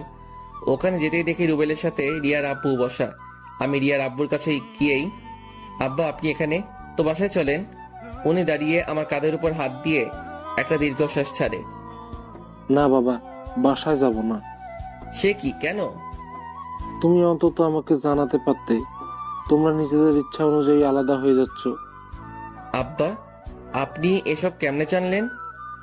কালকে রিয়াকে দেখে কেমন যেন মন মরা লাগছিল। পরে দেখলাম যে রিয়া ওয়াশরুমে গিয়ে কান্না করতেছে। আমার তখনই সন্দেহ হয় তোমাদের মধ্যে কিছু একটা হয়েছে।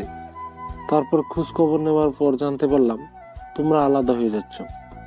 আচ্ছা, তোমাদের সমস্যাটা ওটাও আমি জানতে চাই না, শুধু আমার কষ্টটা এখানেই তোমরা আমাদের কিছু না জানিয়ে। দেখো বাবা, আমি জানি আমার মেয়ের সাথে কেউই সুখী হতে পারবে না, কিন্তু তোমাকে দেখে আমি ভরসা পেয়েছিলাম অন্তত তুমি আমার মেয়েকে বুঝতে পারবা, তাকে কখনো ছেড়ে যাবে না। আচ্ছা, আমার একটা তাড়া আছে, আমি যাচ্ছি। আব্বা শুনেন, রিয়ার আব্বু আমার কথায় কান্না দিয়ে গাড়িতে উঠে উনার মতো উনি চলে গেল। আমিও কোনো কিছু ভাবতে পারছি না কি থেকে কি হয়ে গেল। পরের দিন রিয়াকে নিয়ে উকিলের অফিসের উদ্দেশ্যে রওনা হয়েছি। আজকেই হয়তো আমাদের বিশ্বটা আলাদা হয়ে যাবে।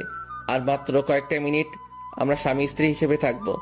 লক্ষ্য করলাম রিয়া স্তব্ধ হয়ে গাড়িতে বসে আছে, মুখে একটু হাসি নেই, আছে শুধু হাহাকার, বিষাদের যন্ত্রণার ছাপ। মেয়েটা নিজেও কখনো ভাবিনি তাকে একদিন এমন একটা কঠিন পরিস্থিতির শিকার হতে হবে। গাড়ি থেমে যাওয়ার আওয়াজে বাইরে তাকাতে দেখি আমরা আমাদের গন্তব্যে চলে এসেছি। গাড়ি থেকে নেমে রিয়াকেও নামতে বললাম। তারপর রিয়াকে নিয়ে উকিলের অফিসে ঢুকতেই উকিল সাহেব আমাদের বসতে বললেন। তা আপনাদের মতামত কি? রিয়ার দিকে তাকাতেই দেখি ও আনমনা হয়ে মানসিক রোগীর মতো স্তব্ধ হয়ে আছে। আমি রিয়াকে একটা ঝাঁকুনি দিয়ে, রিয়া তুমি ঠিক আছো তো? আমি ঠিক আছি। উকিল সাহেবকে উদ্দেশ্য করে, আমরা এই 3 মাসে যতটুকু বুঝতে পারলাম আমরা কখনোই আলাদা হয়ে ভালো থাকতে পারবো না, সো আমরা ডিভোর্স চাচ্ছি না। আমার মুখে এই কথাটা শোনা মাত্রই রিয়া হা হয়ে আমার দিকে তাকিয়ে আছে, মনে হচ্ছে আমাকে ও এর আগে কখনো দেখেই নাই। তারপর আমি রিয়ার হাতটা ধরে হ্যাঁচকা টান দিয়ে চেয়ার থেকে উঠিয়ে একটা মুচকি হাসি দিয়ে বললাম, এই যে মিস চলেন, বাসায় যেতে হবে। তারপর রিয়াও একটা সেই লেভেলের হাসি মাইরা কইল, চলেন আমার বাবুর আব্বু। তারপর সোজা গাড়িতে উইঠাই বাড়ির উদ্দেশ্যে রওনা হইলাম। গাড়িতে বসে আছি এমন সময় রিয়া বলে উঠল, আচ্ছা, একটা কথা আমি কিছুতেই মিলাতে পারছি না। কি কথা? তুমি রুহির কি হবে গো? লেখকা, তাই তো? আচ্ছা সমস্যা নাই, তোমার সতীন বানাইয়া নিমু। কি হারামজাদা, তুই শুধু আমার, অন্য কেউ ভাগ বসাতে আসলে মেরে তক্তা বানিয়ে দেব। বাইরে এইবার আমার কলারটা ছাড়। আর রুহি বলতে কেউ নাই, ওটা এমনি তোমাকে বলেছিলাম। কি তার মানে তুই আমাকে কষ্ট দেওয়ার জন্য? আমার বুকের কাছে জড়িয়ে নিয়ে ওলে আমার সোনাটা, তোমাকে কষ্ট দেওয়ার জন্য বলি নাই তো। তুমি যেন আমাকে কখনো ছেড়ে না যাও, ওই জন্য ওইটা করেছি। এখন তো বুঝতে পারছো প্রিয় মানুষটা অন্য কারো হয়ে গেলে কতটা কষ্ট হয়। I am really sorry. এই লক্ষ্মী, সরি বলা লাগবে না। তারপর বাসায় ফিরতেই আম্মু আমাদের দুইটারে এক লগে দেখা সেই লেভেলের শক্ট খাইয়া ফিট হইয়া গেল। আর খুশিতে গদগদ করতে আমার পেটে একখানা গোতা মাইরা কইল, আমার কিন্তু খুব তাড়াতাড়ি একটা নাতি চাই। আমিও এক ডিব্বা লজ্জা লইয়া ওই স্থান থেকে ভাগা দিয়া সোজা আমার রুমে আইসা শুইয়া ঘুমাইতে লাগিলাম। রাতের খাওয়া দাওয়া শেষ করে রুমে আসতেই রিয়ারে কইলাম, বউ গো। বলো আমার পরাণের স্বামী। আম্মা আজকে কি কইছিল মনে আছে? উনাকে ডাকে একটা নাতি আইনা দিতে হইব। যা, তোমার লজ্জা শরম নাই? পাঠকদের সামনেই এসব কথা বলতেছো। তাই তো। ভাইজান ভাগেন